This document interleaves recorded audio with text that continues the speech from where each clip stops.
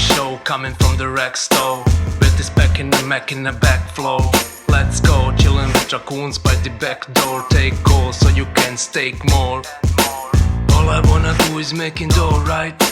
But I found this crew and doing alright. We wreck, will bitch, ready to fight. So many raccoons ready for the boss life. I might fly high like a kite, right? But always ready for a shite for the right price. Raccoon supply has the right price.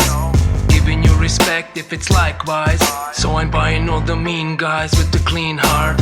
Read between lies, laser beam through lean eyes. Warrior with clean lies, trash mouth, mean smile, be wise. NFT wise, fuck with these guys. It's the RAC lab from the back lab. 110 of these in my backpack.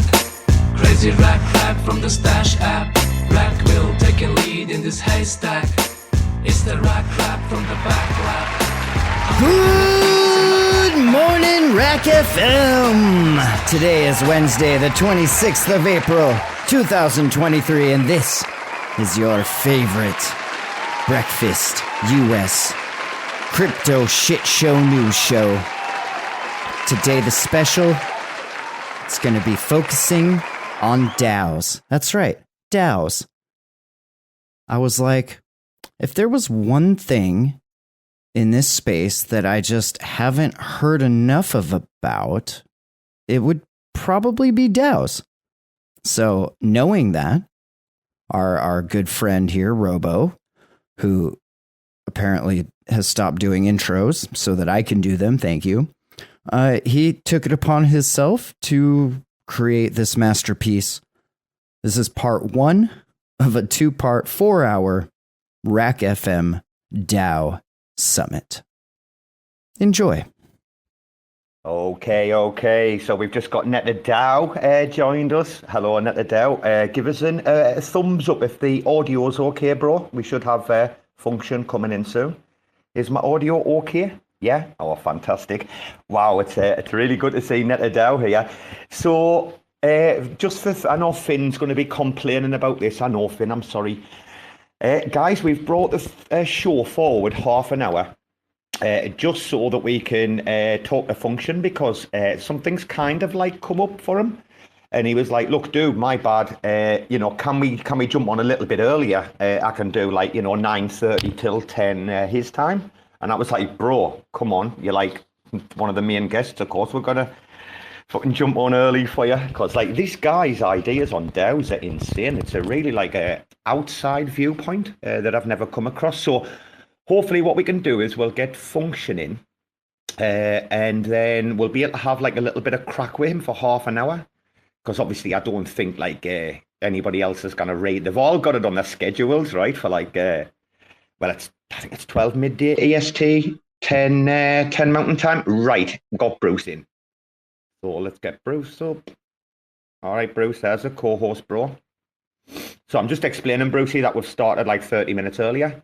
Just trying to accommodate people, etc., yeah. So yeah, man, the proper show kind of will be kicking off, I would have said, at normal time. Hopefully. I don't know if Bruce has had an update or not. Hopefully, at some stage, we'll be getting the DAO people in.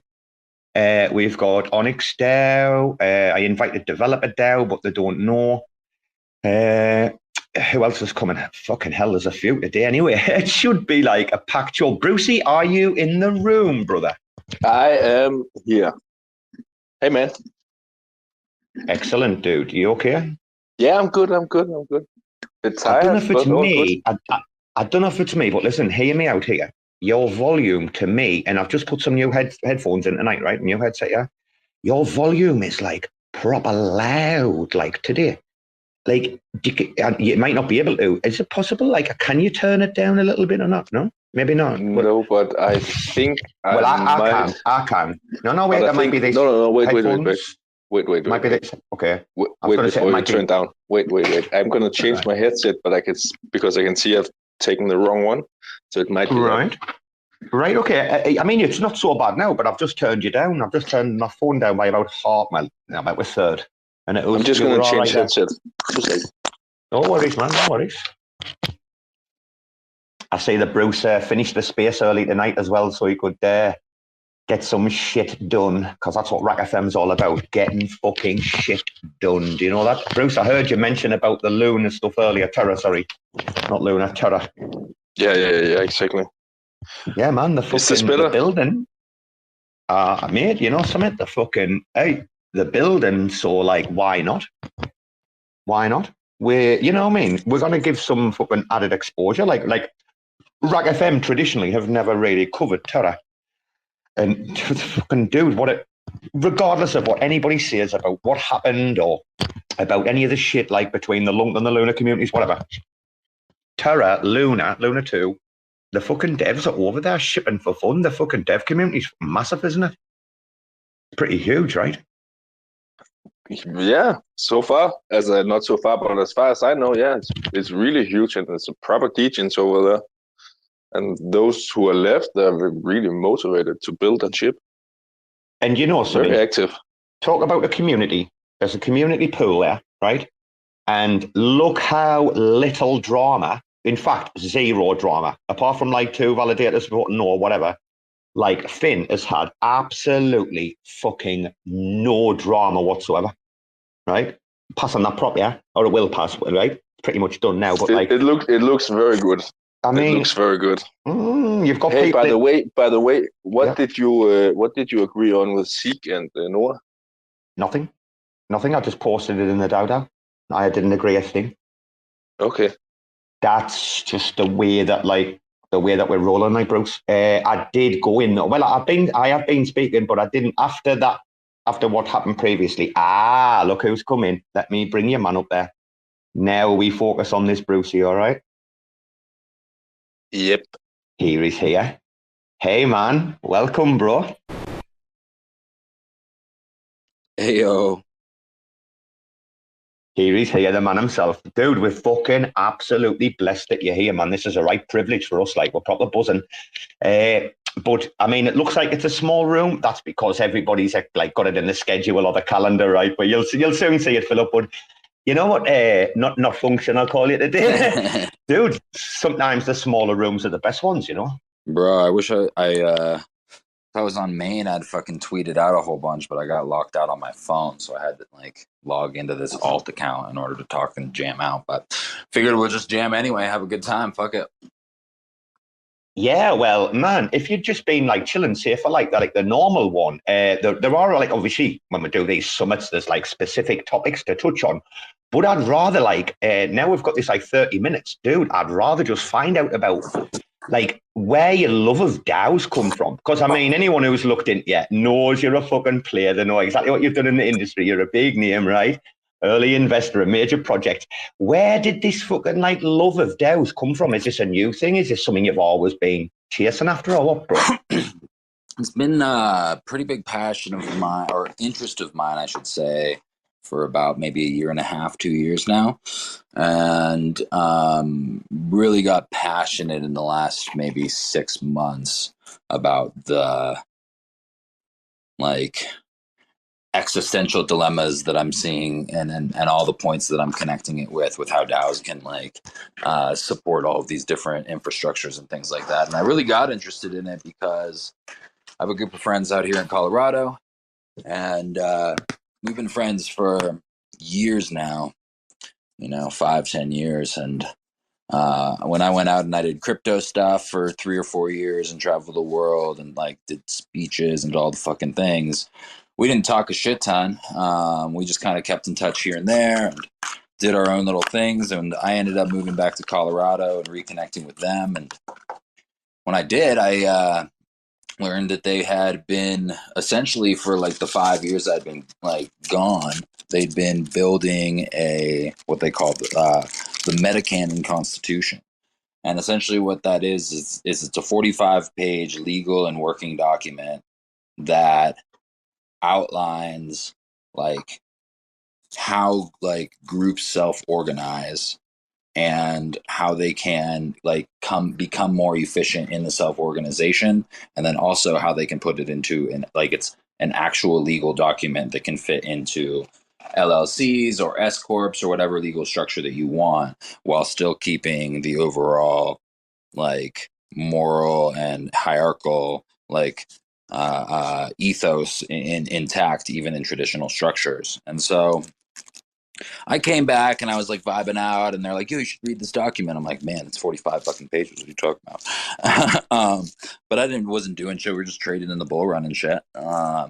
So like in between flipping apes and all these monkey pictures and shit, I started reading their document, and it's 45 pages. So it took me like 2 weeks to really get through everything. And once I got through it, I like went back to them. I'm like, "Oh, you guys are just talking about DAOs," and they're like, "Yeah, but like." No, but yeah, because they like, it wasn't written in like the context of DAOs. It wasn't like a DAO starts like this. It's like, no, a group self-organizes and it has no crypto lingo in it, no nothing at all.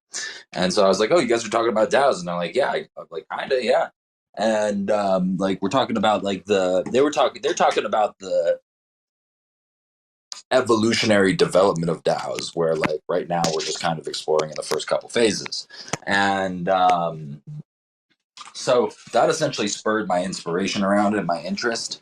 And over the last year and a half, hanging out with these guys and spending my time really like absorbing like all the information that's spoken about around, like in conversations, it's just like lit up my, like, because if I'm being honest with you, these guys kind of talk on a higher level than I do sometimes.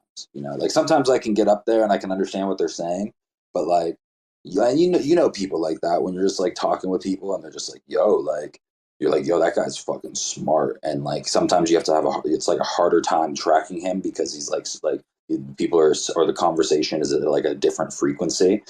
Like I've been able, like I feel like my role in the group is helping bring that like conversation down to earth a little bit more, and like giving real world examples for people to be able to identify with it, and like actually hopefully like work with it more, because I think like, and now I'm just rambling, but yeah, that's where my that's where my interest. Nah, you're good. That's where my interest lies. You're good, man. And I'm super stoked about it because like what I've seen like now is like for a couple like 100 years at least, people have been conceptualizing DAOs, probably longer, but like at least for a couple 100 years, you know. And Function, sorry to interrupt you, dude. What was the name of that constitution that you mentioned earlier? Because I haven't looked at that yet, and I'm going to have to dive right into it. What was the name of it, Brucey? I'll catch the name. It's called Metacanon. So Metacanon. Okay. META canon. And if you just go to metacanon.net, you can check out our website, download it for free. We're going to have a whole bunch of other stuff getting included there soon, but that's just our first iteration of the site.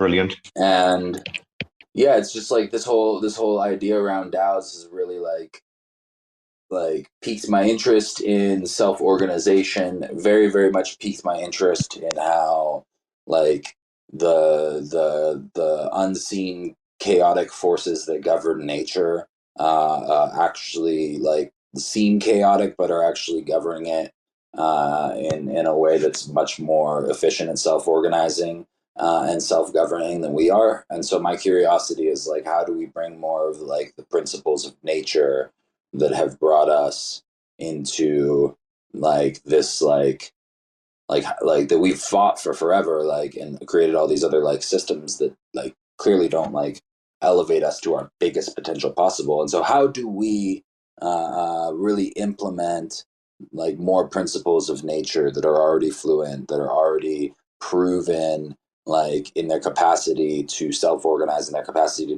to even have the structure to do that? How do we analyze that better and implement that greater into what we're building here, you know?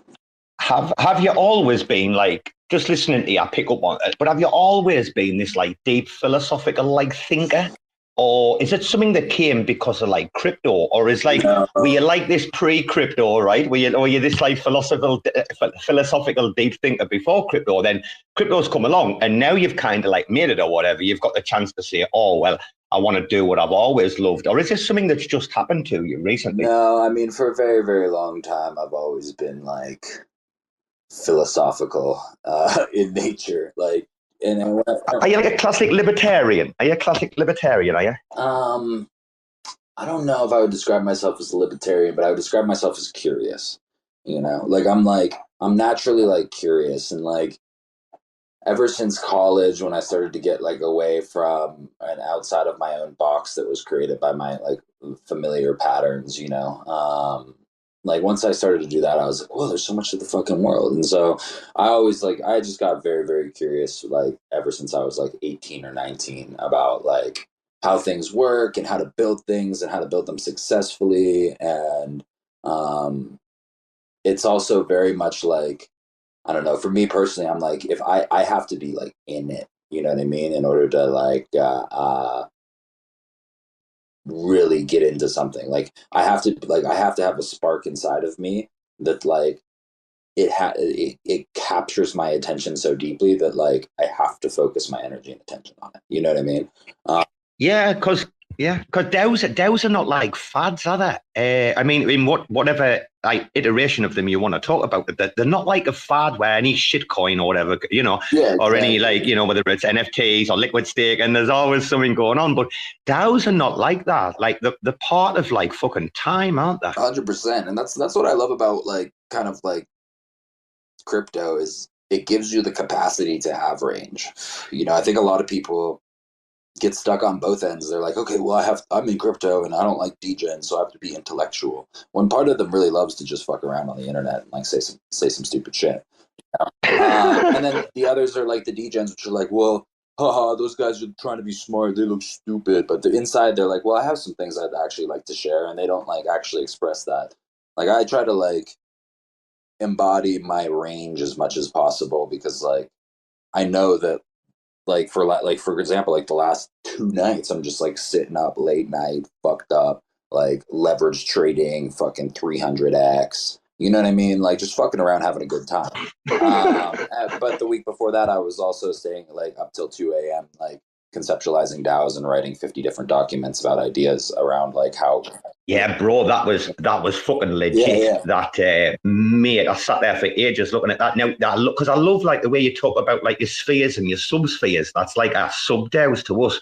Listen, function, because that could be a whole nother space. Just you on that particular like models, I should say. 100%. There's a couple of things, dude. I want you to front run everyone tonight. We're going to front run the rest of the summit because they're all turning up like in about 10 minutes. Bro, this is like our kickoff question for all of these other plebs, right, tonight. I'm only joking, by the way. Dude, the acronym. I often, because I'm a big proponent, supporter of DAOs, we've got one as a business, blah, blah. I'm a big, like, proponent with people who are, like, non-DAO people. Now, the biggest pushback I get is on the actual acronym, right? And I want to just ask you about this acronym, right? Decentralized Autonomous Organization. Just how much decentralization is needed in these things. I mean, if you're running a DAO as a small like business and it's a way for you all to be able to trust each other, that no one's hands in the till. I mean, is that decentralized or is it not, right? Like, is it decentralized with 2 people, with 3 people, with 4? Like, where does the D come from? And autonomous. And what's that? And to feed off of you, like what level is needed for what DAO? You know what I mean? I think that's where like right. I'm seeing a lot of the yes. That's where I'm seeing a lot of the ecosystem get stuck up right now. Is like we look at organizations and some of them are decently autonomous and some of them are organized and none of them are decentralized. So everyone's like, cool, crank the decentralized meter to 100, bro. Like crank it all the way. And so we have a bunch of people that are really focused on decentralized organizations, but have no or limited organization and autonomy to them. And we have a situation where if it's like overweighted on a decentralized factor, and not like if the weight of the decentralized, like the decentralized weighting is not also how do I say this? If you don't weigh the decentralization factor like parallel with the purpose and the vision and the mission of the DAO, then you're always going to create an inefficient vehicle.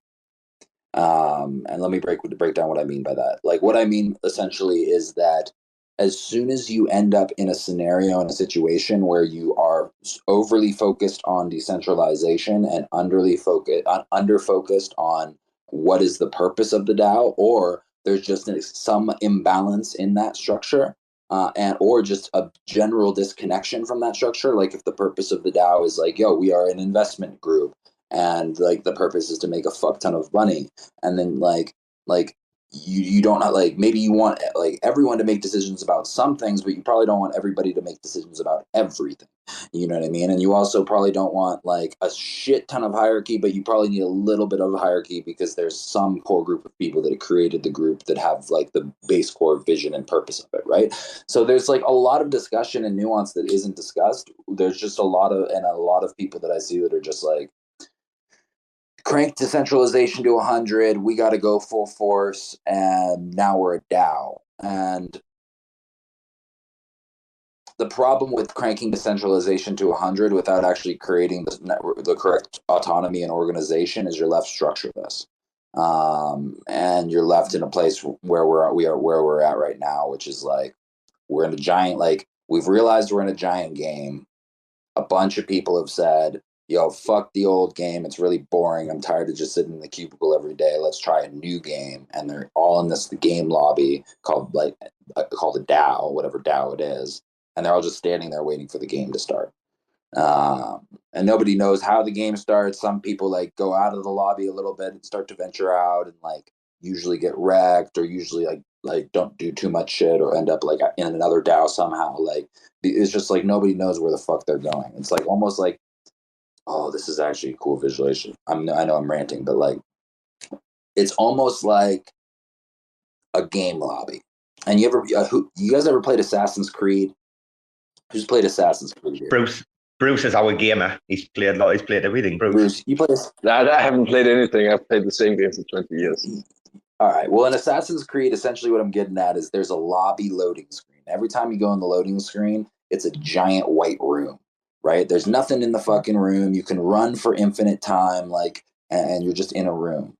Now, imagine that, like, that room is surrounded by a bunch of black mist, and, like, all of a sudden you have, like, 50 people in that room, and one person ventures out into the black mist. They're like, we're going to go figure out what the fuck's out there. Yeah, like, we got this shit down, you know? And they go out there and they, like, never come back. Well, they either just, like, left the DAO, or maybe they entered into another DAO because, like, there's just like all these pockets of like little white in the midst of this black mist, and we're all trying to figure out how to clear the black mist away so that we can like build structures that like uplift our organization and then connect with other ones. Am I painting a good visual for you there? Because that's the perfect, bro. I'm fucking loving this. Trust me, we have a very educated audience over here. Dude, we've got you for half an hour. We're going to fucking milk it for everything we can, right? Yeah, I could probably talk for another 5 or 10 minutes as well. I could push. Well, function. This is a really important one for tonight, because very early on in the convo, I want to clarify with everybody that in my belief right now, my belief system, and I might be wrong, that's why we have the summits, I see primarily two forms of DAO at the minute. I see these micro DAOs like ours, where it's a group of 6 people trying to build a brand, et cetera, right? We're releasing raps, artwork, merch coming, you know, self-generating business, a small enterprise, right? A little SME, you could call us. Then on the other side, you've got, micro, macro might be the wrong words, but on the other hand, you've got like what I would call the macro DAOs, the big, you know, the Uniswap DAOs, and these could be like the multi-million-dollar or eventually multi-billion-dollar like investment funds and stuff like that, right? Am I right, Function, in thinking about DAOs this particular way? Because in my mind, I'm set on this like micro, macro DAO system, but I might be wrong. Can you help me out? No, I'm in a similar exploration. Yeah, I like, because a lot of the conversations we have are about macro DAOs, you know, and we like talk about it more in nuance. We don't discuss it being a macro DAO, but 100%. And like, I guess depending upon the goals of the micro DAO, a lot of micro DAOs want to become macro DAOs, you know.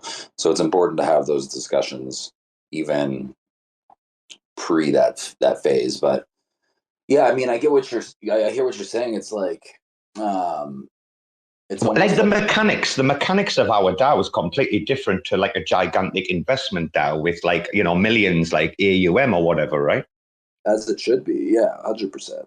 Like as it should be, you know, like that big DAO should not try to copy your structure, or else it wouldn't have fit, and you shouldn't try to copy it. Like, it has different amount of members, it has different types of members, it has different level of inspiration. So my curiosity is like, what's a good example? Kind of like Legos is a good, or fucking what's that other shit? Those those building blocks, those logs. I fucking forgot what they're called. But you used to play with them as a kid and build log cabins and like, you know what I'm talking about, Bruce? I saw you on mute for a second. I talk about. I'm thinking about Duplo. I don't know if it's the same, but I think it's basically the same. That's like as Lego. Legos. Yeah. Yeah, so essentially, like, we'll just use Legos as a super simple example. So, like, imagine like Legos, right? You're building like a castle, right? Like, as soon as you build the first structure of the castle, like, that would work for 6 to 10 people, But as like more people come into the castle, you're going to need like other structures, and eventually you're going to need other towns outside of the main castle. You're going to need infrastructure in between those towns and those roads. You're going to need communication in between leaders of each town, aka sphere. Like, all of these different things you're going to need. And my curiosity becomes, is there a base layout that can be built upon like that, where it would work for both? I don't have the answer, but like, imagine like, yeah, you got a 10-person DAO. Well, then you only go through the first couple structures, like the plans, or you only get through the first part of the structure. But that's okay. It's only what you need right now.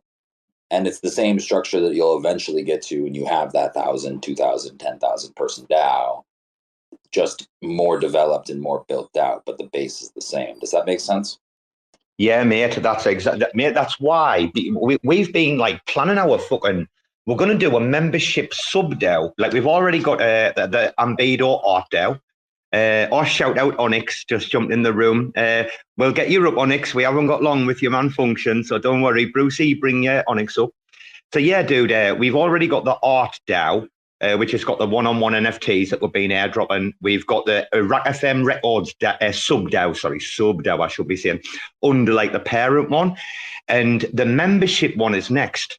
And bro, thinking about the mechanics of how you're going to do this for like, between 200 to 300 people we're expecting, yeah?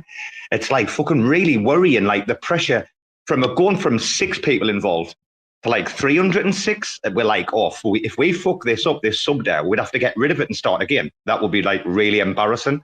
And it's like, how are we going to do? How are we going to secure it? How are we going to make it like where everyone's engaged and interested? It is fucking hard, dude, to come up with this shit. Give me a 1-2 minute about it, so I can like understand it real quick. Well, dude, we've just created the DAO. The RAC FM DAO is basically like to manage, like, obviously, like finances, art, all the content, the production, the creativity of the 6 of us together, right? All the edited spaces, etc. So the 6 of us, we're just in a multi-sig, right? We've all got equal voting power, yeah. We've created like kind of individual sub DAO. So Bbandz now, we need to give him more Z, but he's got like, he'll be able to like mint his own artwork and be able to like airdrop it to people on our like wallet lists, blah, blah. We've then got RAC FM Records, where Finn is like releasing raps. We've tied the raps up with like Bbandz NFTs, and we've just airdropped the first rap last week on 420. We sent it to like 420 people. Bruce, get that nest filled up. You're not doing your job tonight, are you, son? I've already DM'd you, bro. Come on, start. We want RAC FM up there. RAC FM's rap. We want fucking Norton Z. Come on, we haven't got long of a function, man. I'm sorry, I just made hot. I'm digesting. Hurry up. Get in the fucking nest, you little bastard, right?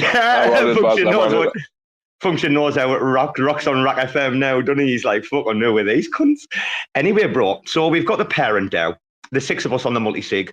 A couple of individuals have set up like individual sub DAOs that we've recognized. Like, I'm in charge of the staking. So all of our staking, right, I take care of that, yeah, manage it. And Bbandz can manage the art, Finn managing like the record side of it. We're going to get Bruce and Brasco managing the membership thing. So we're going to sell a record. And everybody who buys the record is going to get airdropped a token. This is the initial plan. And the token is what's going to give you access. The token's called Pleb, by the way. The token's going to give you access to the sub DAO. And being a member of the sub-DAO, the membership sub-DAO is going to give you like loads of perks, and we're just going to ride the wave, dude. We're just trying to, we're winging it, Function. I'm not going to lie to you. Bruce will tell you. Since all this kicked off... As it should be. As it should be. I guess, okay, so I guess my curiosity becomes, and it's not something that I have an answer to, but maybe something we can discuss further in the future. Give me 30 seconds on the first sphere you have, or the sub-DAO you call them. This sphere, well, we've got two, but they're kind of inconsequential to that. It's the membership sub-DAO that we're like trying to figure out. This is why we're going slow, you know. How do you how do we bring on 200 to 300 people without like shilling shit? But like we want to provide absolute value for like bottom dollar, like we're going to release a RAC for $2, dude. It's got a one-on-one Bbandz and RAC FM NFT tied to it. Who the fuck doesn't want that in their wallet for $2, right? Yeah. I think my curiosity... Then how do we onboard them? I think my curiosity becomes less of how you provide value in like a short-term like monetary sense, and more of how you like provide value through incentivization to participate in the overall structures that you guys have. I guess in that question, it makes me curious around like, have y'all thought about different sub-DAOs or different spheres that like new participants might be able to fit into, that could be like previously like at least like have some base structure to them for them to fit into it? Have you thought about like ways to like sort these people so it's not just like right now it's pretty easy for you guys. You got 6 people, you know what I mean? You're right, Function. You're right. What you're saying is totally correct, right? For the membership one, I did run a poll the other day, and I said, like, if we had like factions, membership factions, like which one would you be in, like in the poll? And it was like Dasians, autistics, like ship posters, like, you know, we just like took the piss a little bit, and we got a decent bit of engagement, dude. Or like it was quite. I was like, fucking hell, all right, this is interesting. Yeah, exactly. I think there's like fun ways to sort people into different categories or groups where they're going to feel more participatory and all that good stuff. But we can jam more on it later. I got to roll. I appreciate you guys. No worries, man. Fucking hell. Do you know how blessed we are to fucking have someone of your caliber on this fucking show, man? Dude, we're absolute plebs. You're a read. Listen to you just let me know when the next one is. I'll be on it. I love this shit. So it's class. And wait, Bruce, 1 second. He smoked that much weed the other day. Him and his son, they chased a raccoon out the fucking garage, you know. That was mad, dude. That. We're wild out here in America, bro. Y'all crazy in Ireland, man. You're in Scotland. You know shit, man. Function. How we doing in Colorado? Bro, take care, right? I love you to bits, yeah. Yep. Lovely. Bye. Thank you for coming, man. Fucking great, man. Yeah. Wow. You know the guest thinks we're plebs when he comes in on his alt account, right? Oh, that was. I tell you what, for me, that was like quite an intensive, like 30 minutes, because I just didn't want to fuck up. You know what I mean? You need to be there on these things. Anyway, can we welcome OnyxDAO to the stage? Hello there. Hey everyone, thanks for having us. Can you hear me okay? Oh, you're golden. You're golden, my friend. Yeah, man. You sound like North American. By that, I would be including like all of North America. You sound North American, are you? Yeah, you got it. Spot on. I'm Jimmy from OnyxDAO. I run the marketing side, so excited to connect with everyone and talk over some topics today. Class. I mean, Jimmy, you know, these summits, we never like... I'll be honest with you, and you guys didn't do this, right? Absolute legends. Bruce will tell you, we get these projects that want to like pre-screen us and all that, and do like I'm like, bro, man, do you know how many hours we put into this shit already? And you're asking for extra, like we can't do it. you Chads just rolled in. So yeah, Jimmy, and often it's actually really good to talk to people that are like either the marketing or the community managers. Sometimes you get more out of them than the main devs or something, you know. or the side, yeah. Yeah, for sure. How much did you hear of Function there? Have you been following his kind of thought process and that lately in the stuff he's been publishing?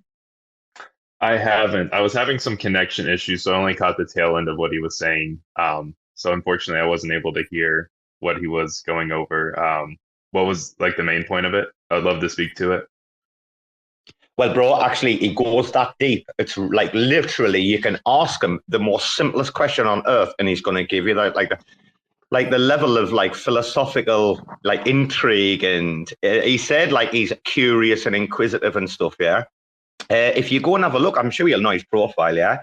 If you go and have a look, you'll actually see the diagrams and stuff he just put out the other week, where he's talking about the spheres and spheres of influence. And I really want to get him back on to talk about what he was talking about, proof of reputation, because I didn't quite get that. But I mean, Brucey, just before we kick in, because obviously we've kicked off the show, I mean, properly, is there anything you want to talk about, Bruce? Do you want to address the audience or say anything? Welcome, Onyx, before we go on. Maybe, I don't know, did we do the drop yet? And the snapshot, right? Oh, shit. Have you spoke Omniflix or not? Yeah, Omniflix, yeah. Have you spoke to them? I'll get the snapshot, man. Yeah? No, absolutely not. Bro, somebody just told me your wallet. Happened. That's your wallet? Yeah, I'll talk to them then. All right, okay. Well, while we're doing it, grab the snapshot and we'll finish it, close it online, yeah? All right, then. And Ambedo, get the one of one. Gary, ready? All Ambedo needs to do is add the RAC FM logo, like literally the RAC FM logo, and we'll put the rec clip in and it's done. Right, Onyx, sorry about that. It's just, we just, you're good. That's all right, mate. We just had functioning and then we're like, right, okay, like we started the show 30 minutes earlier, obviously last minute, guys, you know, couldn't help it. It's recorded though. And then I knew like I forgot something, and it's a snapshot for the NFT raffle. Remember, guys, listen, it hasn't happened yet. If Bruce is just going to go and talk Omniflix now, snapshot hasn't happened. So yeah, any of you Flixstasians, I see Mr. Flix down there and a few others, and I see Cosmodon and that, right? Make sure that you just go and get it, Gary. You know, you just jump on there, Omniflix, type in Gary, make sure you got a Gary, hey, you get a raffle ticket, and you'll be the only person in the world to ever drop the RAC FM one-on-one Gary. And trust me, you're gonna want that. I'd want that in my fucking wallet anyway. Right, without further ado, guys, we've got people coming in later. It's one of those where, like, the times, it was kind of crazy to bring everybody in. And see, we've got Neta DAO down there and AtlasDAO. I'd love to bring them up as well a bit later on. But OnyxDAO, they've been in touch for a while. So yeah, Jimmy, you've been with the organization for a while, have you? Yeah, I've been with OnyxDAO since launch. We've been live for a little over a month now. We launched on Arbitrum on the 21st of March. And our product, it's a little different. We kind of wanted to do something different in the DeFi space and DAO space, because our team, we have about 2 years experience in DeFi. So we saw that there was a lot going on Arbitrum and wanted to try something that could, you know, align the incentives between users and the organization into building a DAO that really works. And so essentially we launched as a farming protocol. And now we're moving into a full perpetuals and predictions market. We just launched our predictions feature last week. It's been going well. So if anyone wants to try that out, we have a Galaxy campaign going on, so where you can earn extra awards for doing predictions. But the Onyx token of our DAO is our governance token, and we're getting governance out soon. So the really cool thing about our token is that it's dual function governance and real yield earning. So the revenue earned from our features, a large portion of that will be shared with token holders. So the token holders will be able to vote on what tokens they want to earn from holding Onyx. So it's going to be really exciting, and we'll have some more updates on our governance in the next couple of weeks. But we have Snapshot all set up, and we're going to be meeting with the community over the next couple of weeks to get ideas of what people want to vote on and how best we can incorporate governance. So I'm a really big decentralization maxi, so I'm excited to get governance set up and get people voting. Well, dude, that's the reason that you're on the show tonight. And a lot of people might not realize how good Robo is and how much research he puts into what he does. You guys are on that kind of like journey, roadmap to being where you want to be, is like a full like DAO, right? And I wish there was a couple of more speakers in here, dude. we are waiting for some other people to come in to bounce, so you can bounce ideas off each other. But you're obviously on the roadmap. Are you fairly at the beginning to becoming like a full DAO, fully decentralized autonomous organization? Yeah, we're definitely still at the beginning, but the governance will be a big proponent into getting us to more decentralization. Because actually something interesting I wanted to bring up, and would love to get other people's ideas on it. Well, Jimmy, before we do it, can I just clarify that what you've done, you've created a token with like value before you've then moved it over to a governance, or you're going to move it over to be a dual token, a dual purpose token that will be governance as well. So like you've done it in reverse to how, I mean, a lot of people just produce the governance token kind of immediately, right? And kick off. Yeah. But you guys are doing it a different way, yeah? Yeah, so we had it first to where the token has that real yield utility, and then governance is added on. Oh yeah, and spot that, dude. So what were you going to say about was it your roadmap there you were going to mention? Yeah, I was just going to speak to more of the DAO side of things, because over the past 2 years, I've worked with multiple different DAO organizations, and I think a lot of times, people want to get decentralized first, and then they look to being autonomous and organized. But kind of the way I see it, and what we've really done with Onyx, is that we kind of build in the reverse order to where we want to get everything organized, get it working autonomously, and then introduce that decentralization. Because kind of the way I've seen it, that like helps the organization run more smoothly. But would love to get people's ideas on that. I've got a question for you, Jimmy, and it's kind of how we started like with Function earlier. The acronym. So I speak to a lot of like non-DAO people. I'm just come outside, dude. Sorry, wait till I turn this fan off. Or everyone listening to me be like, there's Robo going outside with his fan on again, the pleb. Dude, we talk about the acronym. That's a good place to start, Jimmy, right? I think this is what bugs a lot of people, yeah? Like, right, I understand why the acronym was created, like back in the day. Yeah, it kind of represents the theory or the idea, but in reality, in the practical circumstances, like, I mean, first of all, I said the function is how much decentralization is actually fucking needed if you're dealing with a little micro DAO like ours, where we've all got little individual tasks, right? That's quite like with our DAO, staking and, unstaking, blah, blah, it is centralized with me. Right, the production of the NFTs and the mass minting when we get going, and he's he doesn't have to work anymore. It'll be Ambiro's like responsibility, But like when we bring on the membership DAO, obviously we'd hope to be able to kind of transition out of that. And again, autonomous, like, well, it's autonomous if all you're doing is like voting. That's how it might seem to you as an end user. But like there's people like us in the background who have to build the props and do the work. And the autonomous is basically just about the smart contract execution. It doesn't mean that there's not people involved in doing shit, right? So yeah, dude, the acronym, I mean, have you had any pushback? Have you had any issues? Give us your crack. Yeah, I haven't had much pushback. I think definitely in the space, people are familiar with it, but I agree. I think a lot of people don't really go below the surface to see what that means or in what capacity the acronym's actually being fulfilled.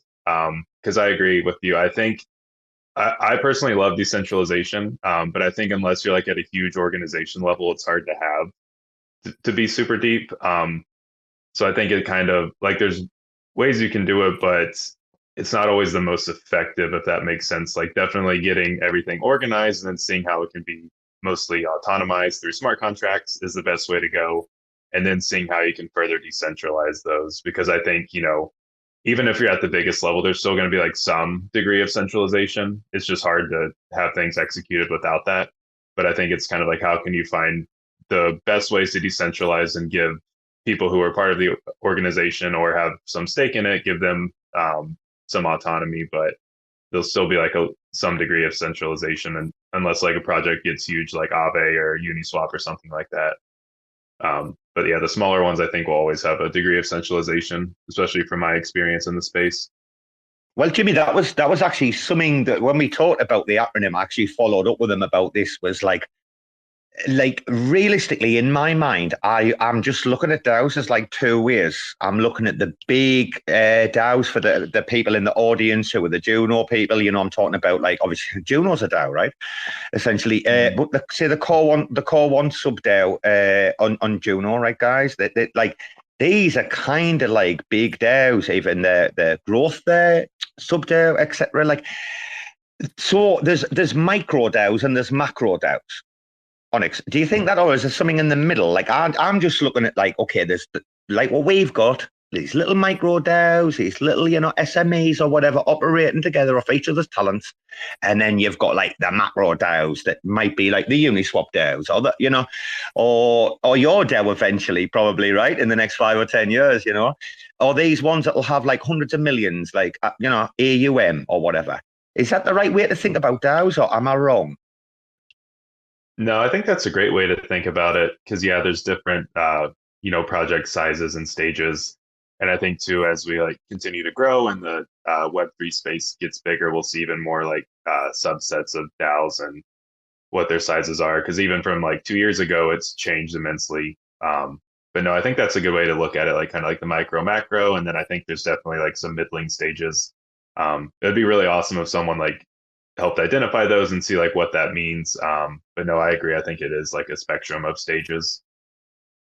Sorry, bro, I was just tweeting out there. I'm not normally that. I was just literally trying to tag someone. I only got through one person's name there as well. Hey, Jimmy, from your opinion, what are the biggest dangers? I always have to ask about this, mind. What are the biggest dangers that lie ahead for DAOs?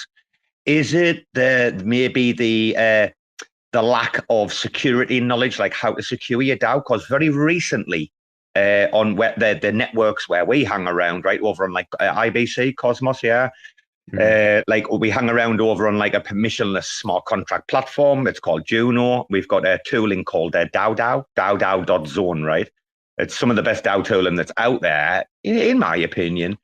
But we've seen some ridiculous hacks recently. Well, not really hacks. I don't even want to call them exploits. It's where a DAO hasn't secured its treasury properly. Or its governance votes itself. Someone's being able to secure more tokens, come in, just put props up and just mint and take over, right? We've seen this moving forward. I mean, is it security that's going to be the biggest problem, or is it organization?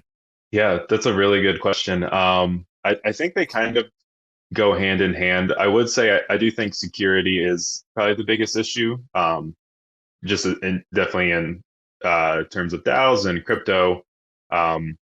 That's how we're going to be able to get more people onboarded from that Web 2 is once they feel like it's secure. Because if you talk to someone who's outside of the sphere who isn't into Web 3 or DAOs much, they're always oh, you can get hacked easy, you can do this.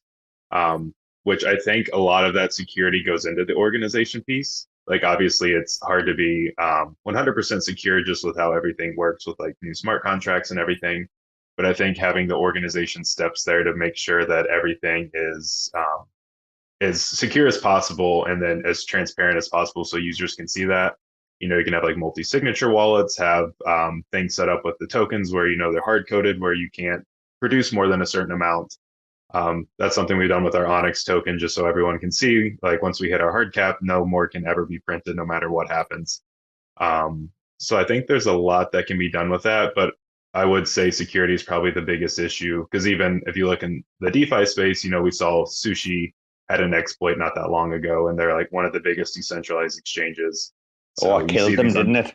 It killed them, Sushi, didn't it? Yeah, so it's tough because it's no matter how big you are, or, how much security you take, there is always that risk, which I think most people who are in the Web3 space are, comfortable with or understand. But still, I think it's going to be an interesting next few years to see how that goes, because especially anytime there's novel smart contracts created, there's only so much an auditing firm can do to find those, because until it's tested and especially battle tested over months or years, you're not going to be able to see how it stands up.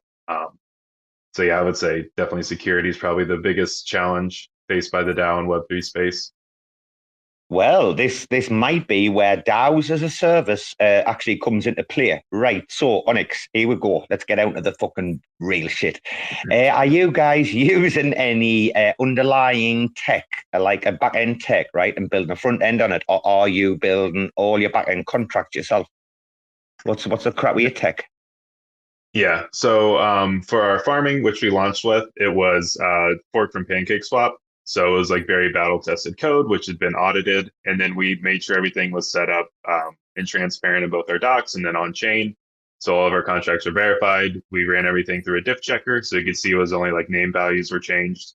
And then we did our own audit after, just to to show everyone it's secure, build that trust, and like our biggest value is transparency and honesty. So we just want to show everyone that like all of our smart contracts are secure. We're taking all of our due diligence needed to keep that up. And then one thing that's really nice is that the features we're adding are white label solutions. So they come from big partners in the space who have had everything fully audited, and they've been battle tested as well. So for our predictions, it launched through our partner Nexter, who actually went through Binance Labs. And they've launched with big projects like QuickSwap, PancakeSwap. So everything we're doing has been very battle tested on multiple chains. And we're going to do the same for our perpetuals, which is slated to come out next month. We'll have some more info on that. But yeah, anything like that, we make sure that the partner is secure, that we can, they have an audit report that we can look through, and just make sure we're doing the due diligence on our side and then testing before we launch it to make sure everything works well. Bro, what do you think about this argument about like DAOs by default should all be open source?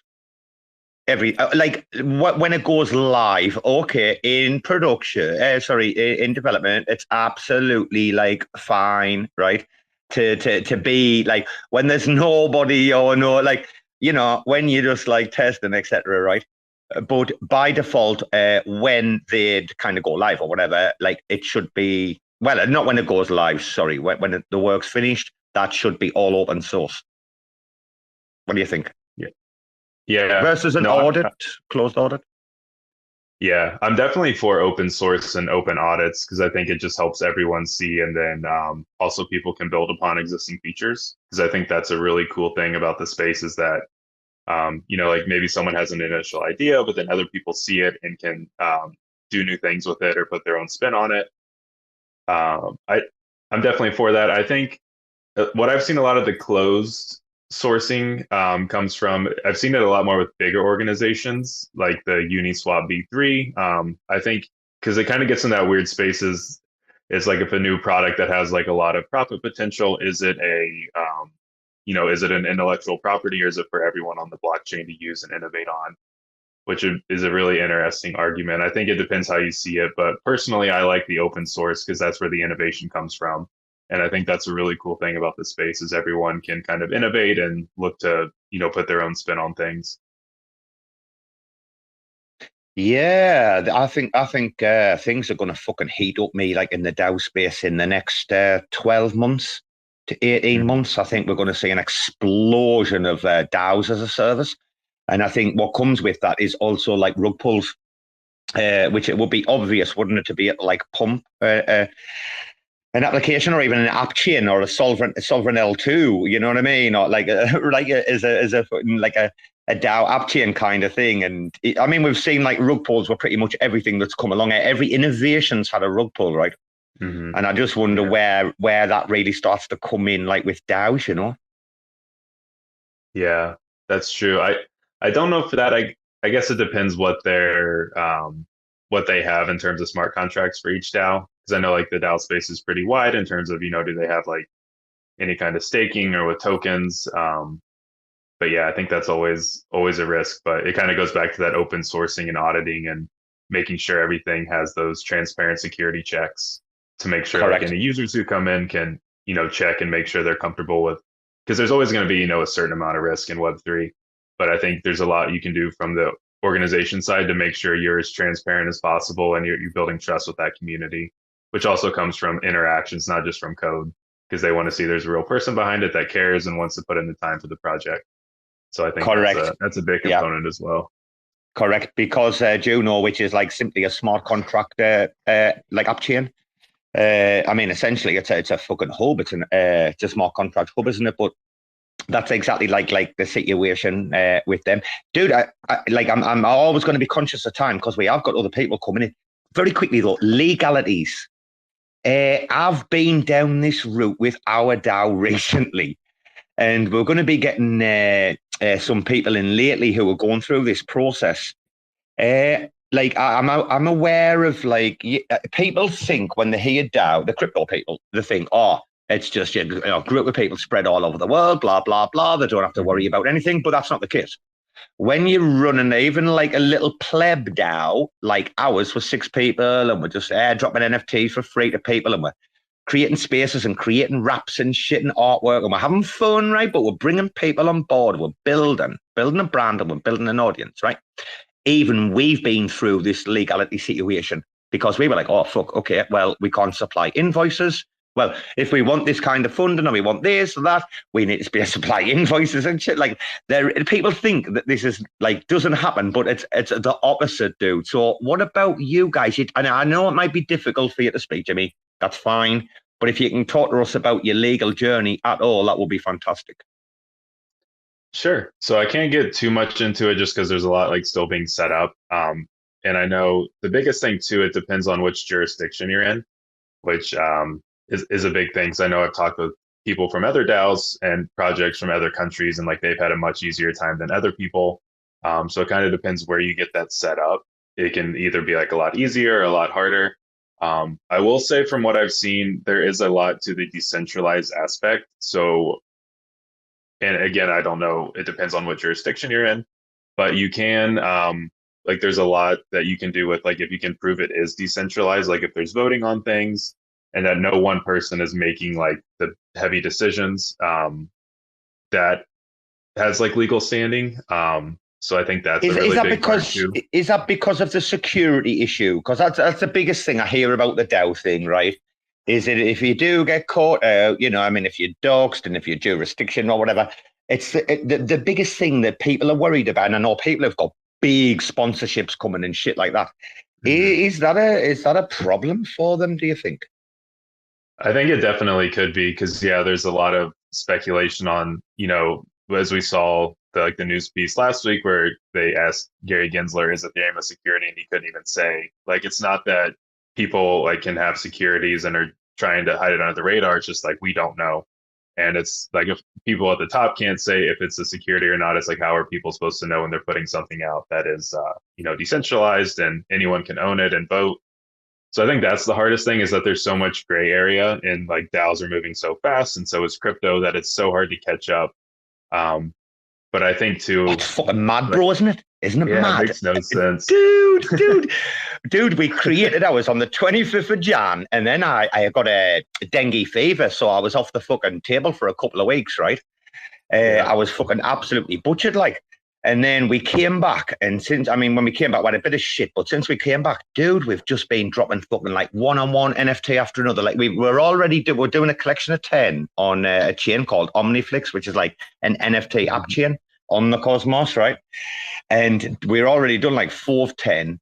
We've just dropped it. Like, dude, we don't even know like what's happening. And it's like, this is accelerating. So like we're on a treadmill. But the treadmill's like running like much faster than we can keep up on it. But we're going to try and keep up, But that's what DAOs are like, right? Exactly. Yeah, because it's like even if you want to like do everything by the book, there's no book to really put it against. So there's always that gray area. But I think too, like as long as you can prove it's like decentralized and that you're trying to do everything right, I think it will be fine. But that's not legal advice, and I'm not a lawyer by any means, so. Jimmy, are you a purist? Are you a purist though? Because this is what. Oh, sorry about the dogs next door, dude. I'll go inside. Can you hear the dogs on it? Are they kicking off? Just a little bit, not too loud. Hear the dogs? All right. Dude, I live in Bangkok. Bangkok never sleeps like 24 hours a day, and I actually live in I live in the furthest bloody suburb of Bangkok I could live in, and it's still noisy as fuck.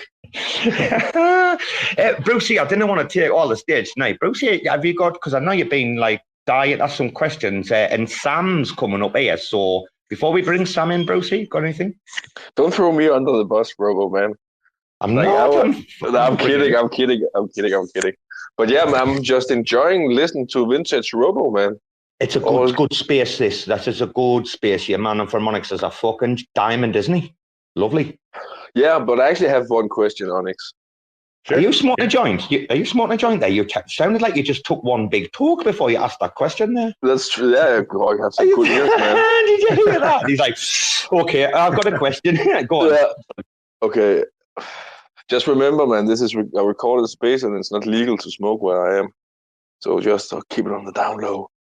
But Sorry, Onyx, bro. don't worry about it, man. They know you're in Copenhagen, man. Don't worry. So Onyx, you said something about making your token into a governance token later on, right? Yeah, it'll be part of our next phase, so it'll be within the next month. We already have our snapshot set up. We're just getting with the community on proposals and getting all of that finalized. So you're getting a snapshot set up. So you're gonna use. I'm just. The reason why I'm asking is because we have had a lot of discussion in this space on the IBC in the Cosmos regarding the benefits of having a token that's not only a token, but it's also a governance token. For example, when we look at Osmo and how the DEX token became a governance token and how it basically drove down the price of Cosmos because everything was paired up against it. Yeah, and I think for also, yeah, go ahead. Sorry. Oh no, you're fine. Yeah, I think for bigger ones like that, it can be interesting because there's also a lot of speculation with those bigger tokens.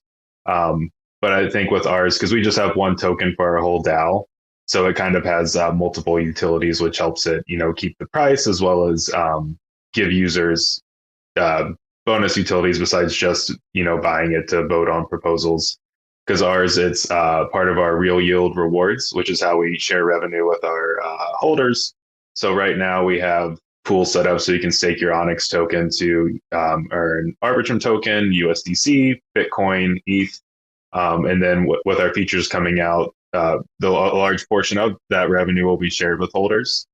So even though you're staked in the pools, you can still vote in Snapshot. So it allows them to earn rewards. And then the governance is another utility as well. So you can still be earning rewards and vote on proposals and kind of do it all with just that one token, which helps, from the organization standpoint, as well as helps people want to buy and hold Onyx because it has that dual reward utility.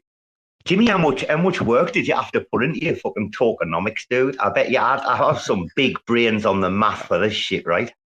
Yeah, because when we launched, we just made it our whole game plan completely transparent with charts and exactly what we wanted to do from day one to the hard cap. Just so, because we love transparency and it just helps everyone be on the same page. So yeah, before launch, I spent about 30 to 40 hours on our Git book, just trying to get everything in order and update and then run it through. Does this make sense? Can this be updated?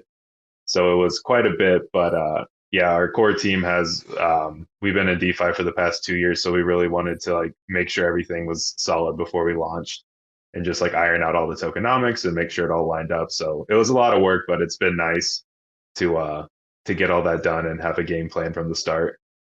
Do you know the Neck? Do you know Eric the Neck Weissman or not? You heard of him before, no? I think so, yeah. Yeah, you know Eric there. Well, no, bro. I was going to say he's a good friend of Bruce's. Well, actually, Bruce is a bit of a fanboy, but that's acceptable. But Eric, it's true. Bruce will be in the DMs. He'd be like, Eric, I need you to go and check these tokenomics out for me right now. This is what Bruce would be like in the DMs, man, Jimmy. It's true, man. It's fucking true. Yeah, I'm more than happy to have check it out. It's all on our docs. Can we ask a non-DAO related question quickly before we bring Sam in? And this is quite relevant, actually, for what we've just been speaking about. OnyxDAO, Jimmy, it's the first time you've popped on a RAC FM Spaces. I just DM'd you out the blue, blah, blah. You're really nice about it. Are you enjoying yourself? Are you having fun, brother? Oh, definitely. Yeah, this has been the most fun space I've been on since we launched. Listen to this on RAC FM, guys. You heard that fucking here. Anyway, let's welcome. Honestly, Jimmy, you've been golden, son. Absolutely golden. Sam, hello, brother. We've been waiting for you, kid. Hey, sorry, guys. I got held up, and I thought the space was starting at 5 for some reason, but you started a lot earlier, didn't you? Bro, wait. So, I was on the way. I had to work 5 till 7 tonight, right? My time, yeah. I was ahead of you. And then I was on the train on the way to the underground, and I just looked on the phone, and then functions shit, bro. I'm really sorry. It was genuine as fuck. He's like, something's come up, and I cannot swerve it. He's like, are we can I jump on half an hour earlier with you? So it started. This started 40 minutes ago. But it started it started 40 minutes ago. It started just over an hour ago, but we've kind of been running for 40 minutes from the normal time, right? Should have been 5 your time now, Sam? No? Yeah, 11 my time? Should have been 5 I got yours? caught up with real life stuff. I'm getting married. Oh, you're good, brother. In 12 weeks, so it's taking over crypto, which is a good thing for some, but not for others. Congratulations and celebrations. Have you been together a long time, Sam, have you? 10 years, yeah. Oh, got to put a ring on it all this time. Anyway, brother, I don't know if you caught what Onyx was saying, and Jimmy was very limited as to what he could say fully blah blah about the legalities. But we're in here, and this is I'm sorry you've missed function, but he said he would come back. So I tell you what, Sam, in the next week to 10 days, how about we put a proper one on and we get your man function back in as well, yeah, and a few others. Is that all right? So, come on, Sam, talk us through your DAO proposition at the minute and what you've been figuring out lately and about Dubai. I mean, just give us what you can speak on, if that's all right, right? Yeah, sure, man. So, I'm just starting the venture into DAOs. Basically, with Stone Island, we're an NFT collection, but we've got an opportunity to invest in a company in Thailand with the mint proceeds. Now, I can't take the mint proceeds and invest as a single entity because obviously there's loads of different factors that need to be taken into place. So if I created a DAO that then created the NFTs essentially, and the mint proceeds from the NFTs are quite a hefty bunch, between 50 to 70% of the mint proceeds will be invested into this company. So essentially we'll be like an investment DAO. We won't have a utility token or a governance token. But we will have the NFTs, which are token gated to get access into the DAO. I'm looking to set up the company in potentially Dubai, but I'm keeping all options open. I'm speaking to a few lawyers over the next couple of weeks anyway. Why can I just very quickly, Sam? Why Dubai? Why Dubai? It was just one of the things that have come up. Obviously, it's becoming like a bit of a hub for welcoming crypto and also DAOs. So it just came across from a little bit of research that they've put in some new framework, and they. Is this recent, Sam? Yeah, is this recent framework? Last couple of weeks. Oh, I think we've got a bit of feedback. Sorry, Sam. I'll shut up while you're speaking because I think you and I's got a bit of feedback. So I'll jump on the microphone out of the headset. So don't worry, mate. So a couple of weeks ago, you said, or a couple of months? A couple of weeks ago, they've just submitted some. They want to get some feedback for the legislation to try to push for DAOs. But again, I'm still super early, so I'm exploring all options, you see. So you did look into some of the other options that you and I talked about, which was the OnyxDAO, LLC, the unincorporated interest in the UK. So obviously with that being the UK, you probably looked into that one pretty quick, right? The unincorporated interest. What did you find out? Yeah, so...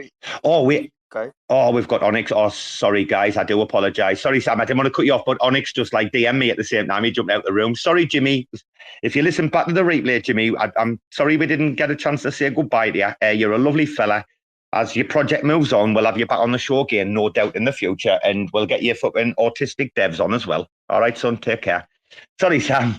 What were you saying about the UK you looked into? Yeah, so they still, from the... It's quite hard to set it up in the UK. It's not as simple as it looks, and you can still be held accountable as the person that starts the DAO in terms of is it a security? Is it not? I'm not selling shares to investors. I'm creating an investment DAO, which is buying shares that then gets token gated via NFTs, if that makes sense. So dividends will be paid into the DAO, and the DAO then distributes the dividends between the holders of the NFTs, which will be in the DAO. So basically, Sam, I want people to pick up on this vibe. Anybody that is thinking about creating a DAO, and there's a lot of value in being able to create these NFT projects that can be related to DAOs and passive income and ROI, etc., etc. Sam, you're probably going to admit that taking care of all of the legalities in your particular jurisdiction that you want to operate in is quite imperative to do that, yeah? Yeah, at the end of the day, mate, when you've got companies or NFT projects or whatever committing to pay you a passive income, which is obviously the buzzword at the minute, you got to work out how they're going to do that. And, you know, if it's all done by crypto, then that's fine. But we're investing in a Web2 company, and investing into a company that is Web2, you need to have everything legit.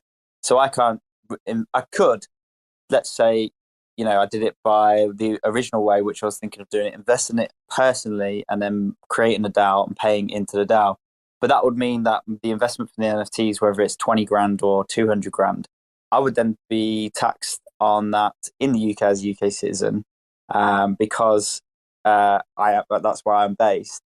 But whereas the NFT holders are all over the world, so it makes more sense to create a DAO which has its own jurisdiction if it was to be registered in somewhere like Wyoming or Dubai or Abu Dhabi. Panama, yeah, you've got all these other things. So people can have access to the DAO whichever country it's registered to. And then as it's registered, it will have the benefits of being able to invest in a Web2 company and be a registered shareholder. But if I was to say do that as a single entity, then that comes with all the tax. Not that we're evading tax or anything, but obviously it's to do with making sure everything's as legit as possible. Because realistically, when you want to invest into a project, the most easiest way to secure, like to see whether it's safe, is how legit they are in the protocols that they're following. So investing in this Thai company, it has to be a registered DAO. So finding the best place for this DAO to be homed is what I'm looking at to at the minute. And I'm in the process of speaking with someone that is very clued up, essentially, because they've got a lot of research into securities versus DAOs. That's the most important thing for me, because realistically, it's not going to be a security because you're not promised to own shares, and you're not promised that the token will go up because your NFT is the value. So if the NFT goes up, that's just due to speculation. However, the company shares, you know, they're in the seed round. So the idea of investing into a company in the seed round is that they get into their second stage of funding, which will then increase the value of the company. And they use the money from the seed rounds and phase two to increase their growth and ultimately increasing their share price before they get listed on whatever exchange they go on. So, you know, there's always got to be an exit plan with building a company of that scale. And the exit plan will be the the stock being listed on a whatever market they decide to list on. Yeah, well, they could easily list here in Thailand. Like, it's pretty fucking simple to be able to get on the Thai Stock Exchange here. Right, like, Sam, we've been talking about all fucking stuff tonight, right? We've been like, you know us, we just fucking go on, right? Is this, oh, your woman Bbandz is in. Oh, hello, darling. She's probably been really busy earlier. She'll be listening to the replay because this has been fucking brilliant. Oh, wait a minute, we kind of get Bbandz up as co-host. Right, Sam, while we sort Bbandz out, question for you, and I'll shut my mouth. Did you always intend to, like, do this? Or is this something that's just, like, fucking happened to you? Like what's happening with us and RAC FM and the DAO and, you know, and Finn and and Beto, the art, like, all of it is just like, fucking hell, I kind of keep up. Came out of nowhere, bang, it's all magic, right? Like, is this your plan all along? Or is this, like, organically happened, bro? No, yeah, totally. It's happened all organically. Like, this project started as an art project, like a year to 2 years ago, and it's just snowballing faster and faster. So I need to just get a rein on it real quick and just grab these opportunities that have come up, because essentially, if this goes ahead, then we could potentially be the first ever cannabis investment DAO that any ecosystem has ever seen. And that is obviously a huge, huge selling point for the DAO. And then my man's Sam. Not only that as well, you know, it's worrying to see that NFTs have sort of fallen off a cliff in terms of the sales. I think I saw a post the other day about the I think that 1,000 minus 1,000 ETH is what the loss is for most NFTs at the minute, that, like, the big blue chip projects. And at the end of the day, you need to think about, with a project, how are you going to increase liquidity for that project? You know, you do your first collection, you do a lot of sales, but everyone knows that when you do your second collection, your third collection, the sales start dropping off because you're not really inventing the wheel. So you need to bring in liquidity, especially to the holders of your collection and essentially the investors of your company or your DAO. And so to do that, what better way to actually invest in a company that is trying to monopolize a certain market, and also their growth is very exponential, essentially. So using the investment into another company is the way to drive liquidity back into your project and to actually reward holders in money, because passive income, like I said, is a buzzword, but how do you do passive income from an NFT project unless you're providing your own coin or your own crypto? Then you can't really provide value unless you release another collection. And when you release another collection, you're diluting the holders of the original collection. So the point is, you need to think of ways to incentivize new users and also bring money into the project.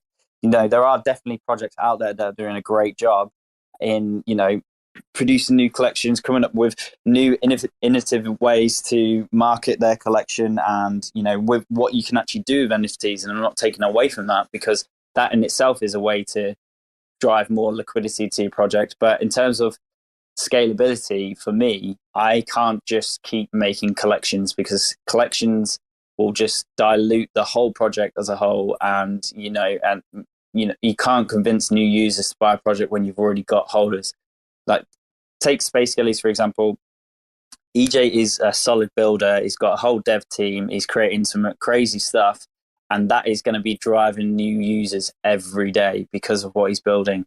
But if you take someone like, no names actually, there's no point saying any names. If you're just going to release a collection to bring more money. Wait a minute, Sam looked up at the record button and he went, fuck that, I'm not going now. Yeah, no, if you can't just release a collection and expect the exact same thing to happen again, because one, your original holders are obviously going to potentially buy again, and maybe some other people are going to buy and are missing out, but you're still not bringing value to your original holders. But then let's use Space Gillies as an example again. Like Bbandz is here, EJ's creating some cool contracts and cool, swaps. He's got the evil skellies coming, conditional NFTs or whatever you want to call them.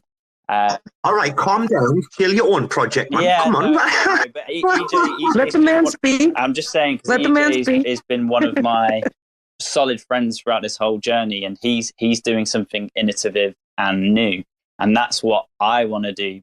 I want to create this investment DAO. I want to be able to reward people with dividends. I want to do it legitly, and I want to be able to do it so that it's secure. But that's what I'm saying. There's two approaches that you can do to bring money to the project, but then you can't just keep releasing more and more collections. And Sam, very, very quickly before we get on, I want to welcome Bbandz and Tank's dropped as well. I want to bring Tank in the conversation a bit later. I just want to say, your man Sam here out representing the fucking Brits here. Are you listening to the articulation, guys, and the level of foresight, fucking forethought, insight? Listen, you should be subscribed to listen to this fucking show tonight.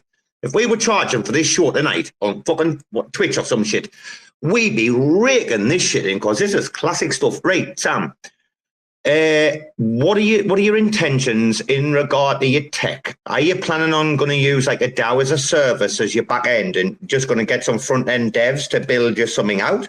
What is your actual logistical plans for your DAO, if you don't mind me asking? There's quite a few DAO tools that already exist, so I don't have to create anything new, essentially. It just needs to be a registered DAO, which is token game. No, I mean your front end. I didn't mean, no. So, who's going to write your contracts kind of thing versus, what about, is it going to be a solely, personalized front? RAC FM hasn't got a personalized front end, right? We're using DAO, right? But DAO can be DAO as a service, right? This is what people are talking about right now, is that's what DAO should be, providing all the back end, or that's what they're going to be anyway, probably when they monetize, right? What are your intentions? How are you actually going to have this? Because it's technology at the end of the day, right? It's for code, blah, blah, blah. So what's the setup? Have you got that far or not? So basically, with the DAO, you don't necessarily need access to it as the user or the holder of the NFT. The NFT will automatically give you access to the DAO, which is on the back end, which can be made on the multiple DAO tools. And essentially, that NFT is then your access to the DAO, which will then receive dividends. In terms of like the voting system, I see what you mean. In terms of the voting system, I'm not too sure how, what's it called on Polygon, the DAO system? Something like Aragon or, Aragon, that's it. You just go on and you get your access and you can vote based on holding the NFT. Whether it means that we create a utility token, a governance token, which will be then airdropped to the holders of the NFT. But when you sell your NFT, you lose your utility, your governance token. That's stuff to soon still be worked out, if that makes sense. Well, I'm not going to say it's pretty much like what Raccoon did, but like Raccoon just like created their own fucking DAO, basically, like, didn't they? That's exactly what they did. That's exactly where I'm trying to go. I'm basically copying everything RAC FM does. They'll sell you the code if you didn't fucking share it because we're closed source. Shout out, Jacob. Are you listening? Shave your beard off, you fucking terrorist-looking cunt. Anyway, that's it. He'll not listen. But Bbandz, welcome, darling. The Queen has arrived. Hello. I was in a meeting. You come in the room and he starts shilling skellies. I was like, Sam, away, man. Fucking shut up a minute, will you? You know what? Thank you, Sam. I appreciate it. It was like he saw my sexy skelly and he was like, oh my God, I just got to talk about it. Look at that PFP. So hot. Can't help myself. I don't blame you. No. So I'm sorry that I missed it. DJ always starts shilling my project as soon as I enter that space. So I thought I'd do my due diligence and talk about space skellies. He's never shilled you once on the NFT roundtable. I've not been. I'm not there. Don't shill me. Oh, I'm not there. Oh, because you're a bed. It's middle of the night for you, man. It's like 8 o'clock my fucking time. It's like 2 a.m. for you. I'm glad we talk about yous all the Brits. That's the round table is when we shit on the Brits, right? I'm only joking. For any new listeners in the room. Bbandz, it's all about the DAO. Yeah, I want to just quickly, we're going to reset the room, are we, a little bit or whatever? Jake's phrase is a classic, isn't it? We're living in the age of Taoism. You know, I love that. Like, people lived in the age of fucking Darwinism, right? Like, you know, in the late 1800s, right? 1860s, 70s, whatever. Like, we are living, are we not living in the age of Taoism? Because I just love waking up and thinking, like, can we put some props up? Like, can we run a competition and do something? Or can we use some treasury shit to buy NFTs? I'm like, this group of people that, like, I work with and talk with every day, like, this little family, I don't know. Bbandz, are we living in the age of the DAO? Is it about, like, are we early or are we really fucking early or what? I mean, could we be too early? Yes. Oh, spicy. 100%. Oh, spicy. And that's the problem. I mean, are we too early? I think that's the problem that we all face already, you know, like with a lot of the investments that we make in the companies and crypto that we invest in, we could just be too early. We've not got main adoption for crypto, essentially, and we're all building this cool stuff. But, you know, we've got to make do with what we got, especially in the market conditions we're in. Well, how far? I mean, that's a good talking point. That, I mean, how far down the pecking order are DAOs, and what will it take to get them up? Because, like, if you look, traditional currency, like, you've got BTC overriding everything, right? Is the god, the Zeus of the fucking entire thing, right? But there's, like, obviously a lot more to it. But if you look at the different quadrants, right, whether that be whether it's based on DeFi, whether it's based on oracles, whether it's based on meme coins, whether it's based on NFTs, right? You've got all those different, like, layers kind of thing, right? And not layers, because that sounds like a stack, but you know what I mean. Where are DAOs right now in the pecking order? Because to me, they're right at the bottom under meme coins, and that's only due to, like, adoption, lack of awareness, lack of knowledge, lack of adoption, etc. Am I right, or am I fucking stoned again? Well, DAOs were like a buzzword 2 years ago. You know, if DAOs were on roadmaps, then everyone just sort of bought in. But now DAOs are here, no one's really buying in because we've not really unleashed the power of the DAO. Good fucking point. I mean, we'll quickly ask the other fucking panelists who's up here that particular question. Do you want to comment or not? Can I say something real quick? Of course, darling, always. So, don't you think that the only like real chain that released the power of the DAO was Ethereum? Or because they hacked their own chain, you know, they did their own DAO hack that nobody really got to the benefit of that? It depends on what you clarify as a DAO, and that's exactly where I was like trying to start with Function and Onyx and about the acronym and what is exactly a decentralized autonomous organization. Like, how do you define it? And it seems like everybody has their own little twist and twinge and take on exactly what they think it is, and there's not this universal acceptance of it, right?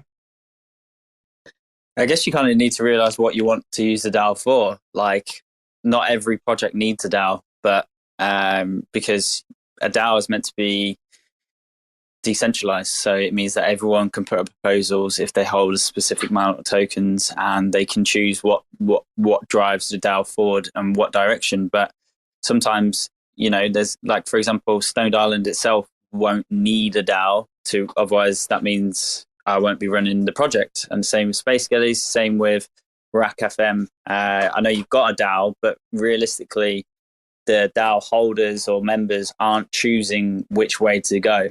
If that makes sense.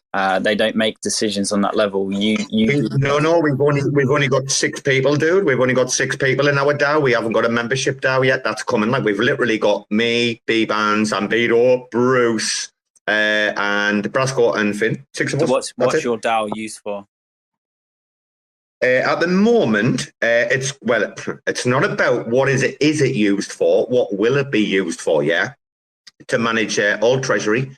Like all funding, all donations, it's going to be used to be able to like showcase Ambido, so that like he gets snapped up by like a major agency or game studio. Like, it's there for like when Finn wants to release an album, which he's going to. So okay, RAC FM is a vessel, guys, right? It's a vessel for Bbandz to be able to get our voice out there in different areas and speak to different people and project like this really cool fucking image, like grassroots image I just got of like being one of the best hosts in the business, right? It's about like promoting Ambido and Brasco, our artists, right? It's about like getting Finn like dropping his single and then him releasing his album on Bandcamp. So the people like love the single that much, like, oh, we're going to go to Bandcamp and like buy the album. It's a vessel for like the crew of RAC FM to succeed. But how much hard work are we putting in? And like I feel like we are, and this is what I said, see Sam tonight. And Bbandz wasn't here, I know, but you listen to replay. Some of you might have missed this. I've got a clear vision right now that there are macro DAOs and micro DAOs. And that's it. That's the only way I'm looking at it, right? You've got the little compact teams of us that are like creators and artists, blah, blah, blah, right? Who are coming together and saying, well, we can do this and maybe we might be able to make like a business out of it. At the end of the day, our aim is to make a fucking business, a sustainable business up, right? Sustainable business out of RAC FM. Up to now, RAC FM's had like, what, $200 investment? That's it. That's the only fucking investment whatsoever. We've had a donation from Huahua and Raccoon Supply when we did the big space and promotions and the artwork for the launch of the NFT platform, right? And a lot of other stuff in the background that we did, by the way, like proper promoting the unity between Huahua and Raccoon. We got a donation. We converted that into Juno. I know it might be a bad idea, but it's long-term vision. We staked it, yeah. We even staked it with Gelato just to take the piss even further out of the naysayers who will have been so salty over that. Oh, when I did that, I was just like, that is my fucking, hey, revenge. It's a dish best served fucking cold. But revenge is a dish best served staked. Lol. Oh, we're steak with gelato with ice cream, yeah? Best of fucking cool, like ice cream. Right, so, Sam, we're just this little group of, like, it's almost like this little schoolyard gang that's come together, right? And one man can climb the fucking trees, and one fella can fucking get cigarettes or alcohol off the grandfather. Everyone's got a little talent, you know? That's us. Then, even what you're planning on doing, because you're going to scale. I've got no doubt you've got plans to scale. But, you know, there's like DAOs that are going to have like hundreds of millions, like AUM and stuff, right? There's that macro side. Like, all DAOs are not equal. There you go. That's it. All DAOs are not equal. Okay. Yeah, definitely. So, like, just because I'm curious, I'm not like putting holes in it, but why do you need a DAO? Like, everything you're saying you can achieve without... Because we don't trust each other. We don't trust each other. So none of us trust each other. We all know that anybody could run at any moment. So, like, we need everything. Like, literally everything needs to... Listen, I'm telling you, everything needs to be in that fucking treasury. Like, there's no fucking... I'm telling you. You think I'm joking, don't you? And then the fun is, how can we grow it and how can we use it? And how... Right, okay, Sam. Constantly in our thoughts is these are the two objectives of RAC. Well, three. We want to have fucking fun, obviously. How do we constantly try to provide something that's going to give you like the feeling of like you want to attend or you have attended, right? Right? Yeah. And and how do we keep like people engaged like constantly? Like they're the two big things. How do you reward the people? How do you keep people engaged constantly? I mean, look at fucking Ryan. I mean, he's a fucking template for what that cunt's doing over there, right? Yeah. And I've been waiting for him coming in. He must have got fucking banged up again tonight because he was like, I'll be there, bro, I'll be there. Like a few other people who haven't come, right? But never mind. The main people come, right? The 100K follower accounts. But, right, Sam, I'm rambling now. What do you want to know? Like, our objective or what? No. I'm just saying, because obviously saying it's down to trust. What's different between RAC FM setting up a multi-sig? We are a multi-sig, though. Well, we're a multi-sig on our DAO. Like, we're the parent DAO, right? Everything else is going to be a sub-DAO, yeah? Yeah. But they'll have authorization for what they need to. You're saying the reason why you set up the DAO is because of trust, but then it kind of needs to be more than that, because essentially if you set up a multi-sig, then you can just confirm with each other and then spend the treasury the way you want to spend it. Right. Okay, can you find me this multi-sig where we can produce like one-on-one NFTs and where we can send them to like other like White Whales DAO and shit that we were doing like weeks and weeks and weeks ago? What about all this? I mean, we're on 40 proposals now, and you see, I mean, we own our DAO, we own other DAO like protocol liquidity, yeah. Like we own DAO, the token DAO, yeah, which not many people do, right? If anyone knows, and we're staked in their DAO through a smart contract execution. Robo did with no coding skill. Like we are fucking moving, like Sam. Like we are pulling out multiple actions. We've already minted NFTs. We've already minted. That's I've dropped the 100 people. We've already released wraps. You can go on the DAO and you can jump in the treasury and you can see this shit, right? Like we're building our legacy is what we're building at that. Like when you say like, what do you need a DAO for? Or like we have got a multi-sig, but we've got all these other options. We've already got like two sub DAOs. If Finn wasn't on holiday, we'd have 3 sub DAOs. I created the collection for Finn's sub DAO actually yesterday. So when the lazy cunt, I hope you're listening to the recording now, you'll cut this out, won't you, you pirate bastard? But dude, when he eventually creates these, and shout out Bbandz for creating your art sub DAO. I like your fucking, you're not fucking Finn, are you? Slow as fuck. But dude, like Finn is going to have like 50% of the records subbed out. Like if we bring on another artist, that would be then like divided up under governance. Like think about it, man. Like what can we not do, man?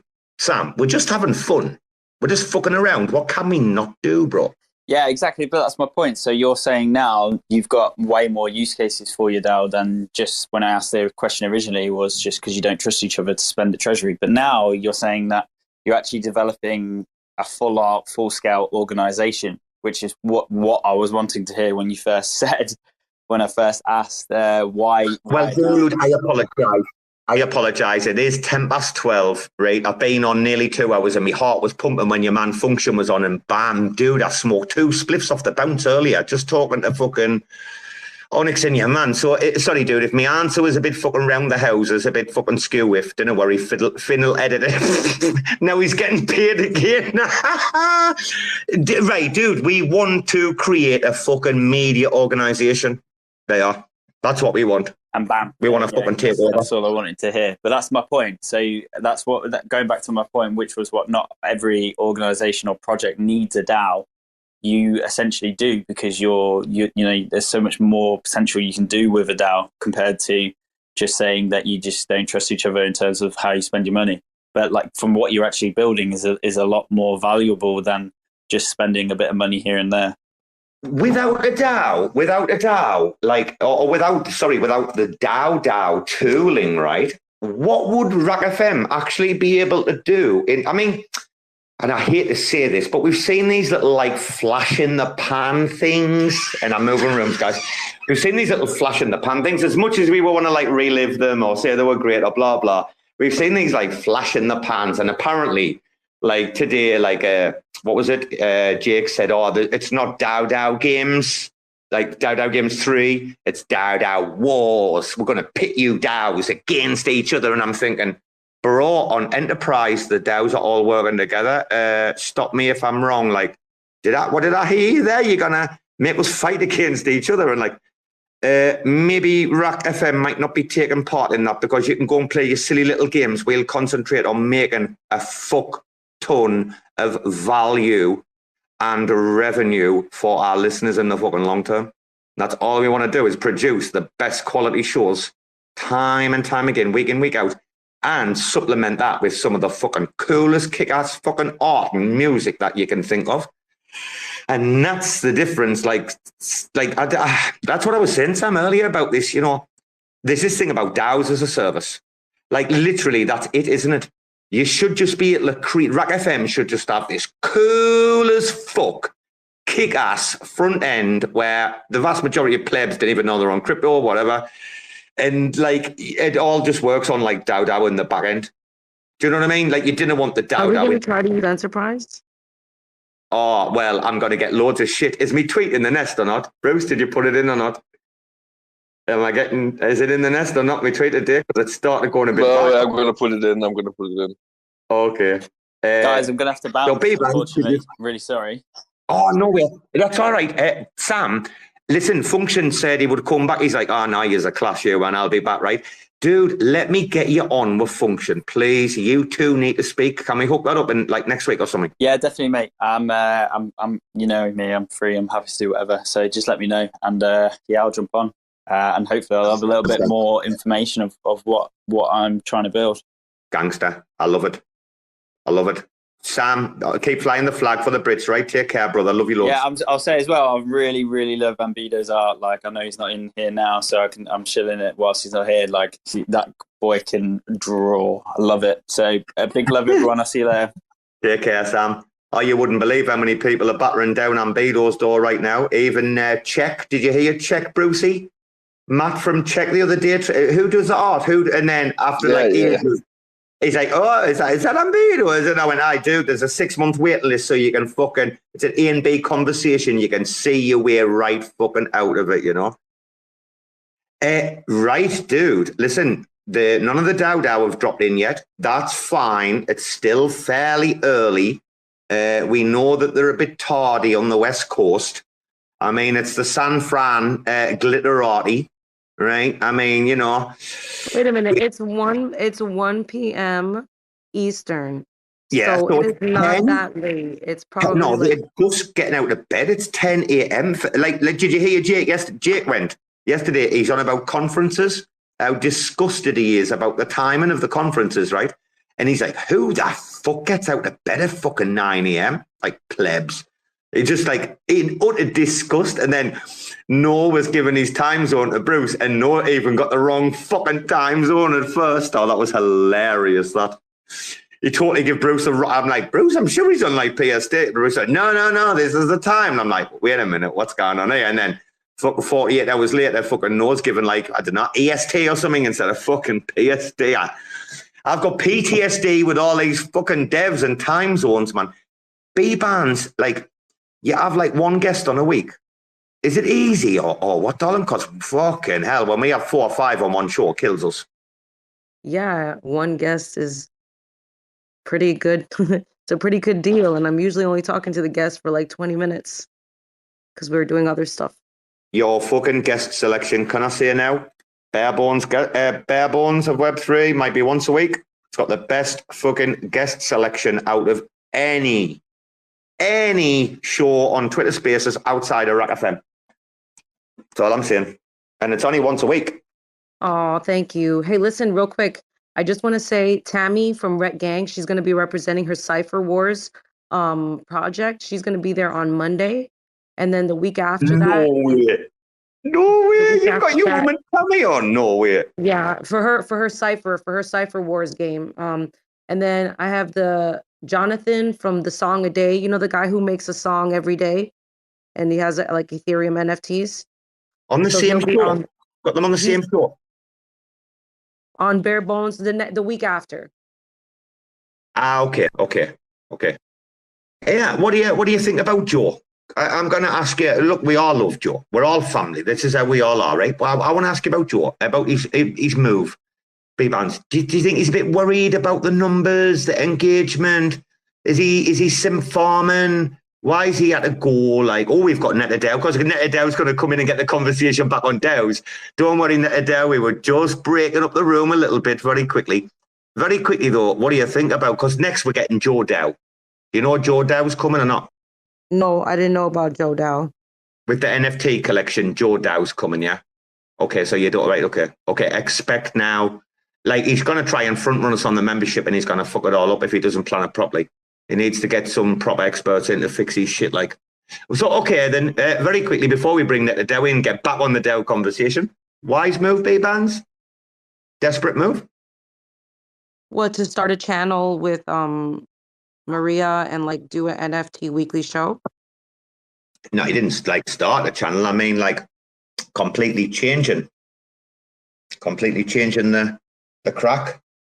Going from the solo, going from the solo, like not being able to hack it on the solo. Do you reckon or what? No, I think he can hack it on the solo, but things are so much better together. Why do you think we're all together here? We have more than one host. He's in the DMs. He's in the DMs. He's in the DMs. He's fucking desperate. He's chasing RAC FM like fuck. Trust me. RAC FM is right in Joe's fucking sights right now. He's in the DMs telling me, man. So like all he is doing. Hey, Twitter Spaces games has only started. You know how we win? Because we're already in the DAO. We're already up and running. We've already got the business. And without further ado, I didn't mention them earlier because they knew they were patient waiting. Neta DAO has joined the room. Fucking fantastic. And we'll bring a few others up because I know Cephii's very fucking vocal on DAOs. Hello, Neta. Hi, Robo. Can you hear me? Oh, you're perfect, bro. You're I golden. think this is the first time I ever hear Neta's voice. He's been looking at me every fucking morning for the past month or something. He's been in here. Bro, wait a minute. You were never, you know why? Because you were never on the Gainsies for the culture fucking spaces. That's why you've never, I've been speaking to Neta DAO for months, man. Yeah, a long-time listener, first-time caller thing. But I've been imagining the smell. So that's, yeah, it's been a good conversation, I thought. I wanted to add just a few things because we were talking about tax laws, jurisdictions, and so forth. The Neta DAO has gone through a lot of that process already. And I know we looked at Wyoming DAOs, we looked at like Swiss foundations in various islands, like all of this stuff is there. But they all had kind of these drawbacks to them. So this is going to sound like a shill, but I would encourage any DAO to look at the Marshall Islands. They've crafted a law which specifically is tailored for DAOs, and which allows them to incorporate there and to have clarity on their tax obligations and reporting requirements. So that's where we've incorporated. Unfortunately, I mean that clarifies Neta DAO's. Holy fuck, bro! Wait a minute. Because I know exactly what you're talking about. The Marshall Islands, right, in the Pacific, where they did the nuclear bombs. Yeah, that's correct. The testing. Wow. So you didn't have to have anyone on the ground. Was it just like so? Are you kind of like, have you got like a care of address or a post box kind of thing at a lawyer's, the same as like Panama? Is it that kind of setup? Yeah. So it's not a lawyer's, but there is so in Marshall Islands, in order to incorporate your DAO there, you have to, they only allow it through one service, the MyDAO Directory Services Company. And that company acts as your registered agent on the ground in the Marshall Islands. And the good thing about the Marshall Islands that we found is that they're the headquarters for shipping companies to incorporate, because while the Marshall Islands on the one hand has adopted a lot of Delaware corporate law and US corporate law, as an island nation, they've had to deal with the fact that they have members in these corporations of international scope. And that's exactly what we have with the DAO. You can impose these like geography gating things, but it's really better just to have a DAO corporation that can handle members from anywhere. And I think that the Marshall Islands DAO laws have done that. And so that was I was really glad when we found it. When we found it, it was like the only DAO incorporation option that didn't require some group of members taking ownership and becoming liable for the DAO, which was a really big issue to us. I think that if you're creating a token and you're issuing a token through your DAO, you may have other considerations, because you have a reserve. You'll have some money anyway to defend against legal claims. For us at Neta DAO, we are just airdrop recipients or buyers of the Neta token. There's no treasury sitting back there for us to do anything with. So we really wanted to make sure we had legal protections in place before we started making large or any really financial transactions or transactions of value. Holy moly, that's some right DAO alpha, dude. That is some fucking right DAO alpha dropping on the spaces. The Marshall Islands. I mean, I've been listening. I've heard about them for like the last 35, 40 years of my life, right? I know exactly how remote, how far away and windswept these places. That is like, how the fuck did you find this, dude? I don't know. I think I was reading, I read a long article by DYDX, and they recommended DAOs should probably have two legal entities to structure things with. And somehow it filtered through that research. The main concern we had at Neta DAO, since we're not issuing a token, we're not paying out dividends to anyone, and I can say more about why, but because of those considerations, getting I think tax clarity was the main driver. We're not issuing securities at all, so that we're not offering a subscription to securities either.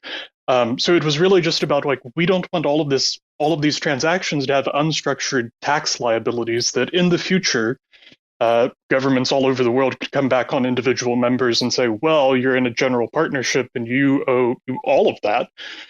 So it was really about protecting our members and protecting everyone who wants to participate and being able to offer that shelter in that space, I think. Yeah, because there was a great fucking TED talk by this crypto lawyer, and everybody needs to understand there's a big difference, guys, between lawyers who work in crypto and crypto lawyers, right? Yeah. Very big difference. Considering crypto's been out for things like how long? 13 years now, right? Think about it, yeah. There's kids who grew up and was going to law school and were like, oh, this crypto, what's this kind of thing, This guy was talking a while ago. I think it was about a year ago or something like that, and he's basically saying a DAO without a jurisdiction is a cartel. Would you agree with that or not?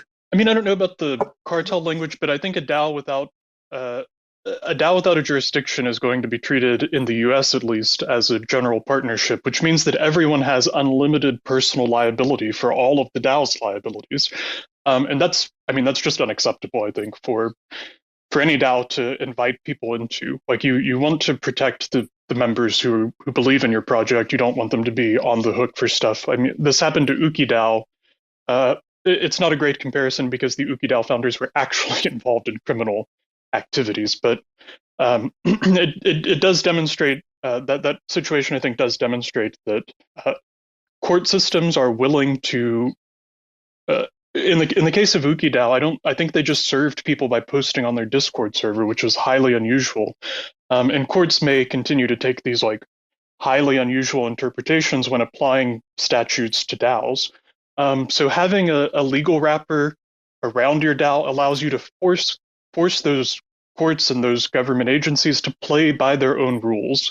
And it allows you to kind of take control over what happens in that space should you unfortunately end up there. Hopefully we never do, but it's important, I think, to cover that. Holy moly. Do you know something, bro? I'm fucking listening right now and I'm like, I can't wait to listen to this replay. Has anybody ever been like that on a space where you're like, and the space is just that good, that much fucking alpha, you're like, fuck, I can't wait to listen to the replay. Neta DAO, I mean, we know you're like fairly big, etc. But has it been a labour of love for you? Or has it been something like you know?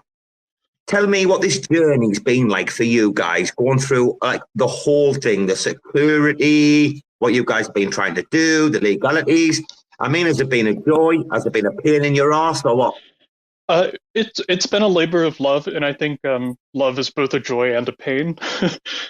So we've had to do that. It's definitely not a labor of any compensation. So yeah, and I think that's possible. I personally run this other space, Coining Reason. We have a session tonight, but it's really a question of Web3 and philosophy. Oh, I'm sorry, there's a dog. Oh, you're good, dude. We've all got dogs. Don't worry. What kind have you got? What is he a boy? He sounds like a boy. It's a girl, but she's a Belgian Malinois, so she's very oh, you got one of them, have you? Yeah, very, very loud. You've got one. Oh, they're fucking lethal, them motherfuckers, aren't they? They're mad, them, man. Did you have to get it trained properly and everything? Yeah, you had to go through the whole thing. Yeah, I actually did, because she was as a puppy, she was just like uncontrollable in a way. But she's now very loving, just also very defensive. They're like the number one police dog in the world, I think, right now, aren't they? Yeah? Right. Yeah. Yeah, unbelievable. Yeah, dude. So can I ask you though, have you guys kind of I was asking about the labour of love for a reason. Have you guys kind of stuck around, obviously because of the do no kind of dream, that permissionless public, smart contract ledger, blah, blah. But what about is it the DAO tech that really kept you guys glued to the ego and you just didn't give up? Is it simply because you knew what was happening with DAO? You knew what it could become, yeah? That's a good question. I guess I would say that I don't know when DAO development started. I think by the time Neta dropped, DAO was already kind of a thing, or whispers of it were anywhere there. Or it was even suggested maybe at the Neta DAO drop that a DAO could be formed around the token subsequent to that. When I say Neta DAO has this philosophical bent, I would point to the Neta DAO drop and the criteria for the drop, which weren't excessively based on just buying tokens and holding them. It was really based on governance participation and early adoption of the Juno network. And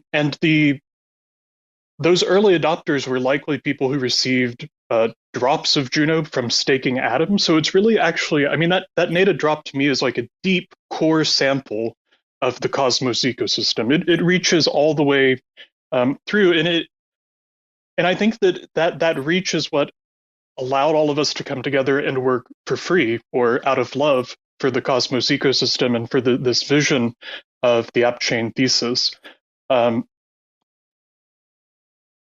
So whenever we ran through all of these ideas about Neta DAO, what will it do? Will it be an investment DAO? Will it be a DEX? Will it be a loan thing? And those are all, I think, very exciting ideas, but the regulatory issues around all of it it's just too much for people who are volunteers and who don't have any future possible return. Sometimes I think project developers will say things like, oh, I worked on this for free, but actually you got a huge chunk of it. Working at a startup isn't the same thing as volunteering. those are different things, even if there's a delayed compensation. In the case of Neta DAO, there's no delayed compensation. It's just we care about Cosmos. And so what Neta DAO has done is established validators on chains to allow for Neta DAO members to unite behind their shared visions and their shared values of Cosmos ecosystem, and to exercise a voice on chain, because so many validators are either developers or private companies. Having Neta DAO as this nonprofit public institution, I think, is really important and is part of, and should be part of, the Cosmos vision as a public space.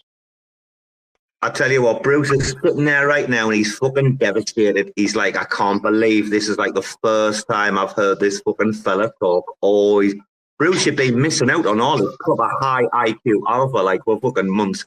Bro, I'm literally sitting here and he's class. I'm sitting here and thinking about buying Neta, man. Bro, he did the Juno fucking community call, man, when we did the fucking piss take fucking medium, man. Can you not remember, though? You must have missed that. You didn't listen to the Juno community anymore, like the vast majority of the community, Bruce. Is that right? Bro, I was actually listening last night to the Juno community call. The numbers were down horrendous. I mean, I mentioned the numbers, right, when they were at 1,800 on, I think it was the first or second call. When I look today, like, what, I don't know, 12 hours after or something, and you'll normally find the vast majority of the replays are like very quick within the first 12 to 24 hours. After that, they die off. Yeah, it had like 275, and I'm like, bro, we fucking hit. I know, Sheldon, 1 second. We'll just keep resetting the room because it's been going on forever, and we didn't want to bore anybody. But like, bro, I was like, dude, we had like 300 on Friday. We didn't even have a guest, and we just shit talked for like fucking 3 hours, bro. And we're getting more than like, yeah, and you're supposed to be this amazing like L1 and blah blah. I don't even want to talk about the L1s dropping regular spaces, getting under 100 listeners regularly. Dude, we did an open mic unrecorded drop-in last night. We had over a fucking 100. Hello, Sheldon, matey. We'll just keep resetting the room, you know. No, hey, I was just gonna listen, but I popped up because I'm very familiar with Adam and the MyDAO team, and a couple of my advisory clients considered that offering, and I think it's really interesting that Neta DAO liked that offering, because I think that it is interesting for DAOs to trust a private entity to be their sort of anchor to a certain jurisdiction for different reasons. I wonder, from a single point of failure perspective, because RAC FM has that nature about it, right? We do need to be a DAO because we don't trust each other. We do like each other, but we don't need to trust each other. That's the whole point. I wonder if you're willing to comment on what it is to trust a singular party with the legal registration for your entity. That was kind of tongue in cheek, right? I would trust Bbandz, Bruce, Brasco, Finn, and Beto with my fucking life, right? Oh, get out of here! We can trust each other with bullets all day long. That's why I'm firing one right now, because I think that when there's money involved, right? When we're gonna build a massive enterprise here, right? And we're like, right, okay, let's be a DAO. There's we've already learned lessons, like literally. I tell you what, right, okay, because Cephie's here. Before we bring your man in, I've been waiting for him coming up. Let's have a fucking conversation here.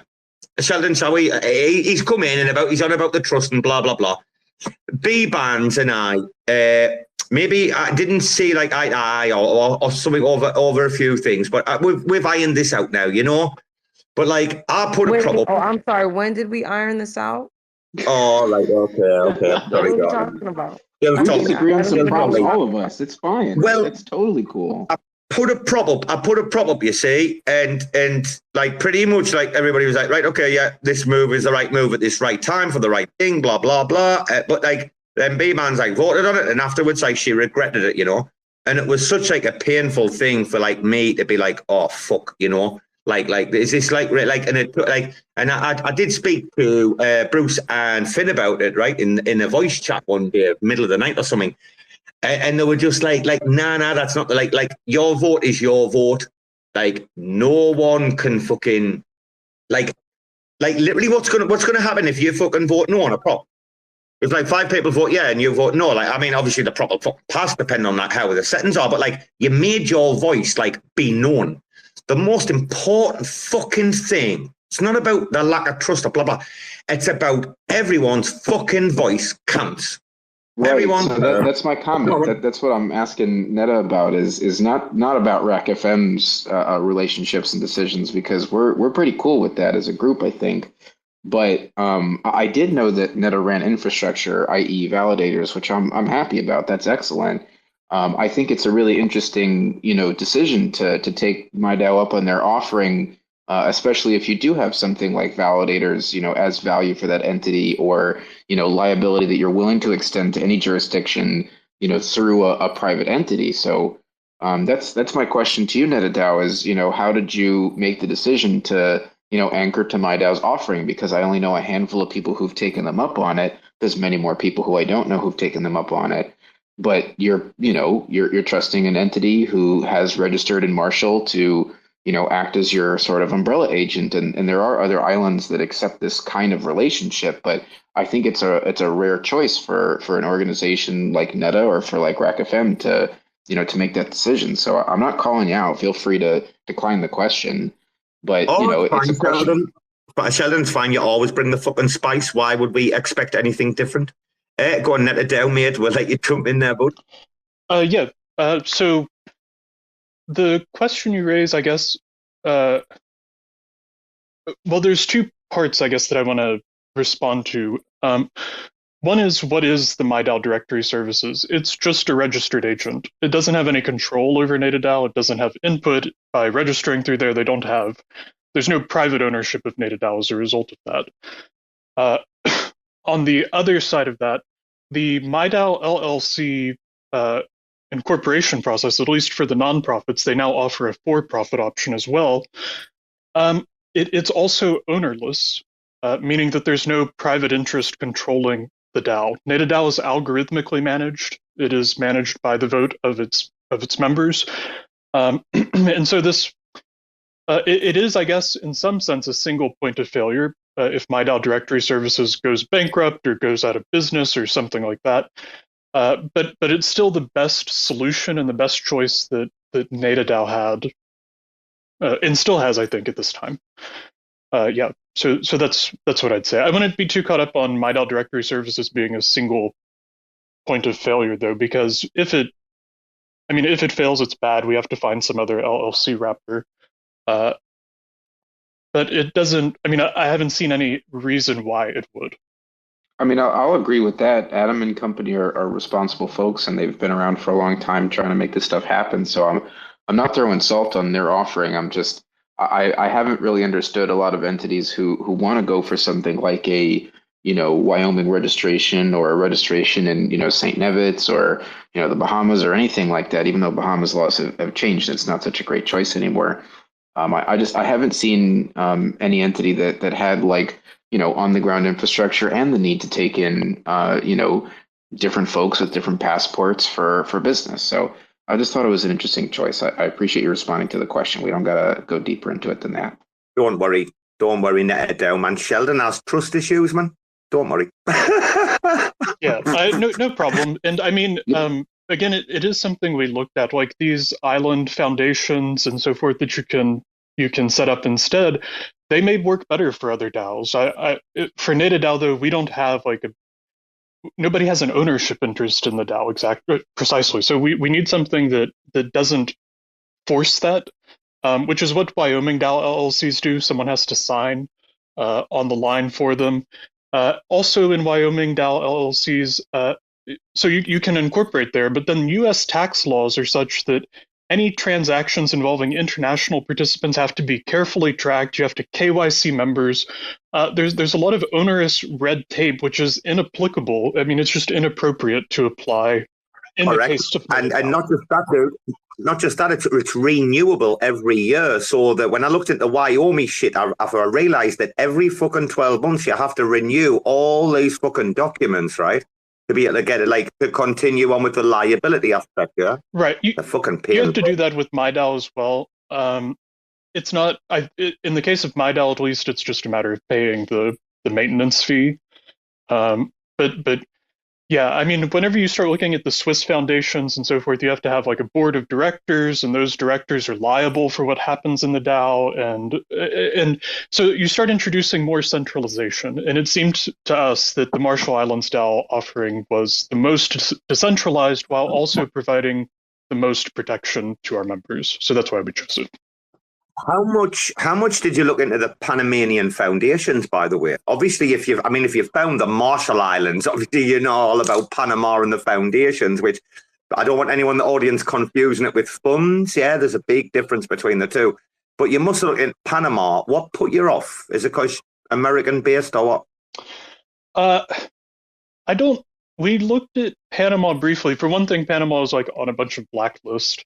So that's weird. For another thing, I think these foundations all have boards of directors who take personal liability. And if we were a team of people who got together and we created the Neta token and we were building something on top of it, then that might make sense because we would be effectively acting as a board. But Neta DAO is supposed to be a public institution that even if all the current active members like filter out of it, we want to create a structure that other people can step in and do it without all of this unnecessary refiling and reworking this document and that document. So it's really about having a crypto native kind of solution, I think. I just want to say this, listen to this.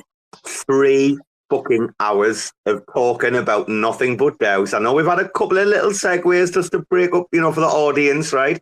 For the people at work and stuff, that's what we do. But before I bring Cephii in here, I mean, fucking hell, we should have finished this show like a while ago. There's no way it's fucking stopping because the 1 minute coin landing page, dude, you'll have to wait down a minute, dude. We're really trying to be careful tonight, but we'll get you, dude. We'll get you. We're trying to bring some other DAO guests in as well, but what a fucking show, Bruce, man. Dude, 3 hours has gone in the blink of an eye. I can't believe it tonight, Bruce. I think that's because it's been 2 hours, right? 2.5 hours. You can't hear me? Oh, I'm getting rocked. I can hear you. I can't hear Robo though. Oh, it's Robo that's getting rocked. Yep, but it's not been 3 hours yet, right? It's been 2 hours and 10 minutes. I can't hear him either. Oh, he's jumping around out in the back room right now, changing devices and whatnot. But yeah, it's been a fucking space of gigabrains so far, man. A lot of valuable information. Am I back? You're back. Fuck, I was shitting me pants there, man, in case we lost this. Right, I have to say this.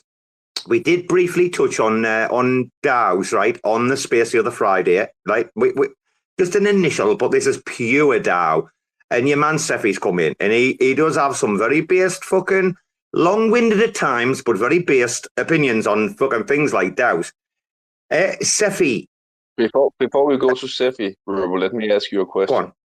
What about Atlas DAO? He's been listening since the beginning. Dude, if he'd wanted it, listen, he's always been going to be coming up. Didn't worry about that, mate. I was like, literally, when he's been there ages, man, I said this earlier, I was like, right, we're like kind of like waiting, because some people said we can join at this time or this time. It's not normally the kind of the way we do a summit, but we had no choice tonight. In fact, we had to start 30 minutes earlier. Jacob, dude, I've just sent you an invite. Sam, Risby, you want to come up, dude? You want to fucking talk about DAOs? You're more than welcome. Right. Bruce, we've been asking a few people though about tonight, about the acronym. Is it just a shit term that was coined? And like the vast majority of shit's not really decentralized. It's not really autonomous. Yeah, it can be fairly organized. I think everybody can agree on the O. I think some people have an issue with the D and the E. Cephii, the fucking acronym, DAO, Decentralized Autonomous Organization. What does it mean to you? Is it just a bit of bullshit, or like, is it just a term that we coined? I mean, come on, speak to me, brother. I think most people aren't serious about being decentralized, and most people aren't serious about autonomous. So I'm not really sure, like, how many actual DAOs there are. But just before we go all the way into that, the term decentralized, haven't we found out by now that when we say decentralized, it's never truly decentralized? It's an ideal that we are trying to grasp and trying to chase, trying to attain, right? Well, yeah, and I'd like to see the tooling go to where like everything is programmatic, so that once you have a system in place, all the actors in that system know the rules and can play by those rules. It'd be very different. It'd be very similar to sort of how, like, when you play inside of a video game, everyone's playing by the same rules. So, like, ultimately, a decent DAO and a decent DAO infrastructure is going to look very similar to like a multiplayer online guild management tool, more so than anything else. And I think that's the way I kind of see it. We can learn from some of the D-side guys. Just saying, there's some good strats out there. Go ahead, Bruce. Sorry. No, just go ahead, man. Oh, okay. Yeah, I was going to answer the question about decentralization and autonomy. I think that decentralization is a process and not a state. Like Bitcoin began on one guy's laptop. And what made it decentralized wasn't the number of laptops it was running on at that point, but the possibilities for it to grow and to extend. And I think when we evaluate claims of decentralization, that's really what we have to look at. Not like how decentralized is it right this second, but how open is it to further decentralization or to continued decentralization. The second term, autonomy, I don't know who coined the term DAO. I should figure this out. But I've been wondering if they were thinking about this Italian political movement, the autonomist, in the 70s and 80s. An example of autonomy there was that you were autonomous of both party and state. And so the example came up of like the fiat factory workers, people who simply started doing their job very poorly as a form of protest. People who started dragging their feet, not doing paperwork correctly, doing whatever. They formed an autonomous unit of resistance within society. They weren't aligned with either party or state. And so I wonder if the DAO concept, that notion of autonomy is somehow connected there, or if we can thread the needle back through that, through that history of practice and thinking. But those are my answers. Right. Okay, we better have a bit of a moment, guys.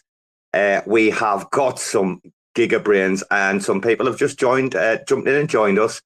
And I can see that we've been joined by like DAO royalty down there. No mentioning the names, but I can see the filter profile photo. Thank you, brother. Appreciate it. Yeah. Right. Let's welcome a couple of people up. Coinland and Page, I think, was in first. Quickly, let's say hello, because it's kicking right off now. Hello, brother. Hello there, Robo. Thank you for calling me a gigabrain. Really appreciate it. That was when you were down. That was when you were down as a listener, so that didn't count. You see. Sorry, bro. Are you doing? Have you been in long? I don't think you've been in long tonight, right? No. I just joined, so I actually just had an interview with Spade, so went really well. Oh, he's come in. Shit, look at that. We're doing a summit. We're doing a special, and he's still come in. And in the fucking first two sentences, he's shilling. All right, Coinland Page, guys, go on, check them out. I'm only joking. Go on. I'm only joking, bro. I'm only joking. Like I say, we're doing a little reset, especially since Eggers has just jumped in there, because like this is really on fire now. Now the real alpha will come out. Rizbe, my fucking brother from another mother. Thank you, dude, for coming in. Dude, thank you so much for having me up here. I was hearing all this DAO conversation and just wanted to, I guess, get my thoughts out there very quickly. Do it, bro. I feel like DAOs are an amazing tools, but I feel like they're also being abused by a lot of people. Because to me, DAO is essentially a organization, right? Something you can hand off to them, someone you can go to, like, hey, go build this, or we trust you to do that. Ultimately, a DAO I sort of see as like a business entity. So like within Gelato, our goal is to build a decentralized business. But before we can hand that decision off to the community, we have to build a proper framework. Right now, we're working on building a proper legal entity. We're hiring proper leaders across the different sectors that we have within Gelato. And we're sort of scaling that operation out. And the hope is once we have this operation going, we're producing a lot of great stuff, revenues being increased, then we give that decision back to the community, be like, hey, now we have this organization that can go and do amazing shit. What should we do with this now? Now you guys help us decide. Way too many people jump to that in the very beginning, and people have all these ambitious ideas or crazy things they want to do, but there's no organization to really support that. And due to that, that leads to a lot of DAOs failing or not working as intended. So just my thoughts. Great tool. No, RizBe, I couldn't agree with you more. RizBe, I couldn't agree with you more. So, like, let me give you an example of what you're talking about right now, right? Okay, let's say that when we've dropped the next, like, fin wrap or the next 2 wraps, right? And the people buy in, and then we do the NFT bulk airdrop to get them in the membership DAO, right? Can you imagine inviting these people into the membership sub DAO, right? A collective that's going to be, like, you know, empowered and getting rewards, blah, blah. But can you imagine, like, bringing them in this collective and then, like, every other day, like, oh, we want to stake this or we want to unstake or redelegate this. Can you imagine bugging your community with the shitty day-to-day decisions? This is what you're talking about, is you need to have all these systems in place before you bring that mass governance in. Because if you bring the mass governance in when you're still sorting out all your shit, it's going to piss people right off and then they're going to lose interest. I think, and I'll keep going on about this all the time, fucking governance fatigue. Guys, we are 6 people in our DAO. That's it. 6 people, right? And we've even created a voting channel on the RAC FM private Discord, right? So that we can go, like, Polytone, keeping our money for the Huahua. We've got a 2.5 million Huahua donation, right? Lovely, fantastic, right? We're keeping it for Polytone, but we had to vote on it. Did that really have to go to a DAO governance vote? Nah, we could have done that in a Discord poll. Like, between the 6 of us, we're like, guys, shall we wait for Polytone? Like, everybody was just like, well, we were going to wait anyway, because we're like, you know, like, not tech nerds, but we're like nerds, you know, some of us. And, like, governance fatigue. And if you inflict that on your community, you're going to fucking alienate your community. You need to alleviate and delegate and have sub-DAOs and have all the structure in place before you actually release, like, certain decisions to the public for your DAO. You need to be very careful, RizBe, yeah? 100%. And just as a cautionary tale, like, I'm not trying to call anyone out, but a DAO being such a powerful tool can have a bunch of side effects of it. And recently, like, the Aqua DAO was hacked. That whole thing went to hell, right? And that's because people didn't understand how to properly use this tool. They sort of jumped to it. Someone was able to take it over, like $300 or something like that. So definitely educating people, building a proper structure.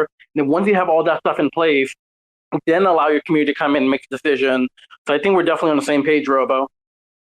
Do you know, dude, do you know why we were all so fucking angry over that? It had nothing to do with water wells or any of this fucking shit, right? Do you know that fucking particular hack that, like, I mean, that's when RAC FM really, I mean, we were blown up before, but that's where it went a bit mental, right? Is that, like, it just fucking kind of showed how DAO could be used for bad. And, like, that's not what any of us are in. It's the same of what, like, Solar have done. And I'm sorry, Empower Chain and William and Herman, but yous have been fucking how quiet since we grilled you on our spaces? We haven't even heard of Herman. Like, these and the Aqua, and he's still going. And he, like, it's like 5 or 6 different DAOs now. And it's like, fucking hell, man. Can we not like, we don't want to police it. Obviously, that goes against the whole nature of the DAO. But what the fuck is going on with things like Aqua? So, I mean, they created how much liquidity in that osmosis pool from fuck all, and then sold off 70k at the fucking top. Like for me, right, okay, listen, I'm gonna give you an analogy. I've got a beautiful garden, fucking beautiful garden, right? But I've got no fence, and I've got the best roses you've ever seen. Me fence, me roses, yeah. But then the fucking dogs in the neighborhood either all come along and they piss on me beautiful roses and they fucking melt them. Like, that's like when this shit happens on that, like, I get really angry and like, because it's just like shown that this wonderful tool can be used like for like a bad purpose, and that really fucking annoys me, dude. But we overcome it with delegation. Like, we need to understand that, right? Yeah, and I think we're all aware that whenever we have a tool, it can be used with different intentions, right? There's been so many rug pulls on ETH, and ETH has been used to facilitate so many fucking scams. But people still use ETH because it's a tool that works. Rizbe That's just how it is. Rizbe triggered me with the wrong. That was the wrong hashtag. That one. We better shut up about them because, dude, we've never been negative all night. Well, Sheldon, you can't be negative. We need to be positive. Right, Rizbe. Right, okay, Sheldon. As long as it's positive, because we need to turn. Come on, turn the. No, tide. it is, and I got to jump off. Let the scooter anyway. go, man. Let the scooter go. The nature of permissionless shit, like, yes, bad things happen, but also it's really just a fractal of collateral damage in comparison to the potential of really good stuff. So just pointing out that, DAO tooling does have a bunch of things to make that stuff better. And, if the community doesn't demand that as they're investing in an entity that's moving liquidity pools, that's their decision. So, ups and downs there. But from an up perspective, I've seen lots of DAO tooling attempts come and go. And, when Jake talks about the features that he's working on and the things that are already in production for DAO, I'm pretty hopeful because I think that, autonomous organizations come from not just structure, but from that element of decentralization that is planning, that is not specific to any individual or specific person. So I do have a lot of hope for DAO. I think that, from a platform and tooling perspective, it does do its job really well.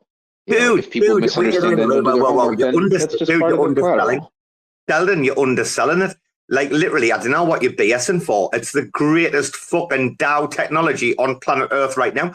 Please go and find me, right, proper DAO tooling with parent DAOs and sub-DAOs and multi-forms of, like, governance, whether that be NFT staking, whether that be a multi-sig, whether it's, like, weighted tokenism, whatever, right? Please just go and fucking, like, minting NFTs. Bulk minting NFTs. Like if you do your own custom fucking contract, right? Like, I didn't want to give the game away. I'll show you the no-code tool for it. No problem. I don't want to give the game away. I didn't want to give the game away, but RAC FM is about to do some amazing shit with with DAO and the RAC FM DAO. And we're going to do it in conjunction with fucking RAC Supply, with fucking Gelato, and other people. Like, you've got no fucking idea how, like, the good people, the kind people, the nice people, right? The people that you want to tune into every fucking week and listen to, blah, blah. The plans that we've got because we've seen what this technology can provide. Listen, I've never done a fucking bit of code in my fucking life. I'm the one that fucking, Bruce got the tokens. Bruce applied for the tokens, right? The DAO tokens, yeah. I just copy and pasted fucking Rama's JSON file. Like, into our thing, right? Like, and I just fucking stake and I'm like, all right, okay, there you go. It's up for governance. Dude, man, I didn't even know, like, what fucking digital, well, I did know what digital currency, I'd heard of Bitcoin, but come on. Like, I'd never executed a smart contract until, what, 2.5 years ago or something. And now we're building a business around a DAO. Like, it's quite unbelievable if you go and look at it. Actually, did we lose him again? Bruce, because I know Bbandz voted. Is that exit? Can we execute that fucking thing and put those while we're live? Can we do this on the space or what? Did Ambedo vote or what? Bruce, can you go and execute that or not? Are you on a PC? Go and execute that fucking prop, somebody, for fuck's sake. I did the prop like at exactly the right time where we could execute this fucking thing tonight. So can you do that, Bruce, or not? And then we'll get Rizbe back in quickly. I'm looking. Right, okay. But no, I can't. 58 minutes left. Oh, is there? Oh, who hasn't voted? There's only 3 votes on that thing. Out of 6, there's only 3.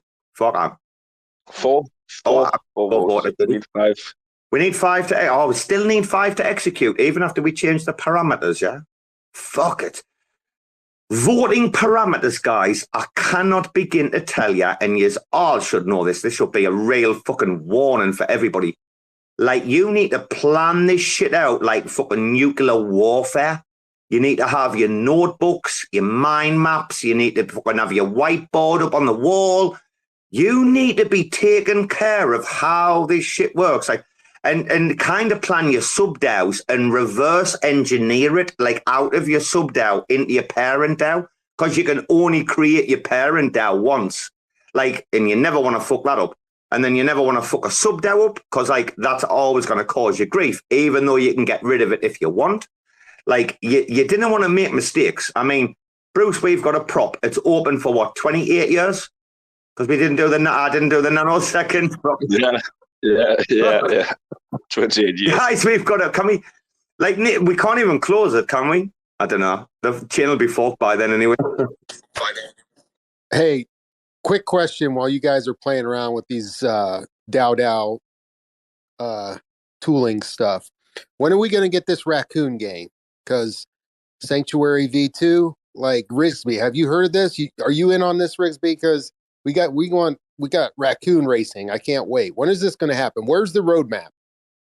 I'm actually not sure what this is, but if you guys want to catch me up, I would love to learn more. Hey, roadmap. Did fucking Mia just mention like raccoons and a roadmap in the same sentence? Rigsby, they put out this tweet yesterday, and they were talking about raccoons fighting, raccoon racing. I want a dunk tank. When? I want a dunk tank with Don Cretonium, and I want to be able to throw stuff at him, and I want to see him dunk. Can we get that? Listen, this is not about, like, I want to keep on the subject of DAOs, and especially DAO, now that, like, OnyxDAO, like, guys, I want everyone in the room to know, quick reset, if you listen to the replay, and please do, yeah, it'll help us out, yeah, I think this will hit 1K minimum, because when Function gets back on his proper account, he's going to retweet it. We had, like, half an hour with Function, then we had, like, OnyxDAO come in, we've had like, oh my god, Neta DAO. I mean, fucking Neta DAO is legit as well read as anyone I think I've ever met on a fucking space. Like, they're one of the most articulate people like you'll meet. Like, it's amazing to hear these like opinions coming in though about RISB, and he's like, fuck it, man, let us like create what we want to create. That's what RAC are doing. Let us create what we want to do before we let the public in the door, RISB, right? Yeah, exactly. You know, and I feel like in the future, like, people have to invest in everything they think will make money. I think DAOs will definitely become a very big part. Like, for example, if someone else like starts like a Twitter space, you know, DAO or something like that, why would you invest in that versus the RAC FM DAO, for example? You know, it's because you guys have a solid team. You guys put the work in, you guys get the people in, you guys educate people, and that gives people confidence that, hey, this is a DAO that I want to be in. So the tooling is great that it allows anyone to come in and do what they want, but I think people should always try to focus on the actual idea, the organization, how it's going to work, and basically do what you said. Do the homework, build everything in place, and then eventually hand it off to the community and see what a decentralized world can do with a, you know, awesome organization attached to it. RISB, before we bring Jacob in, and this is the exact right point to do this, yeah?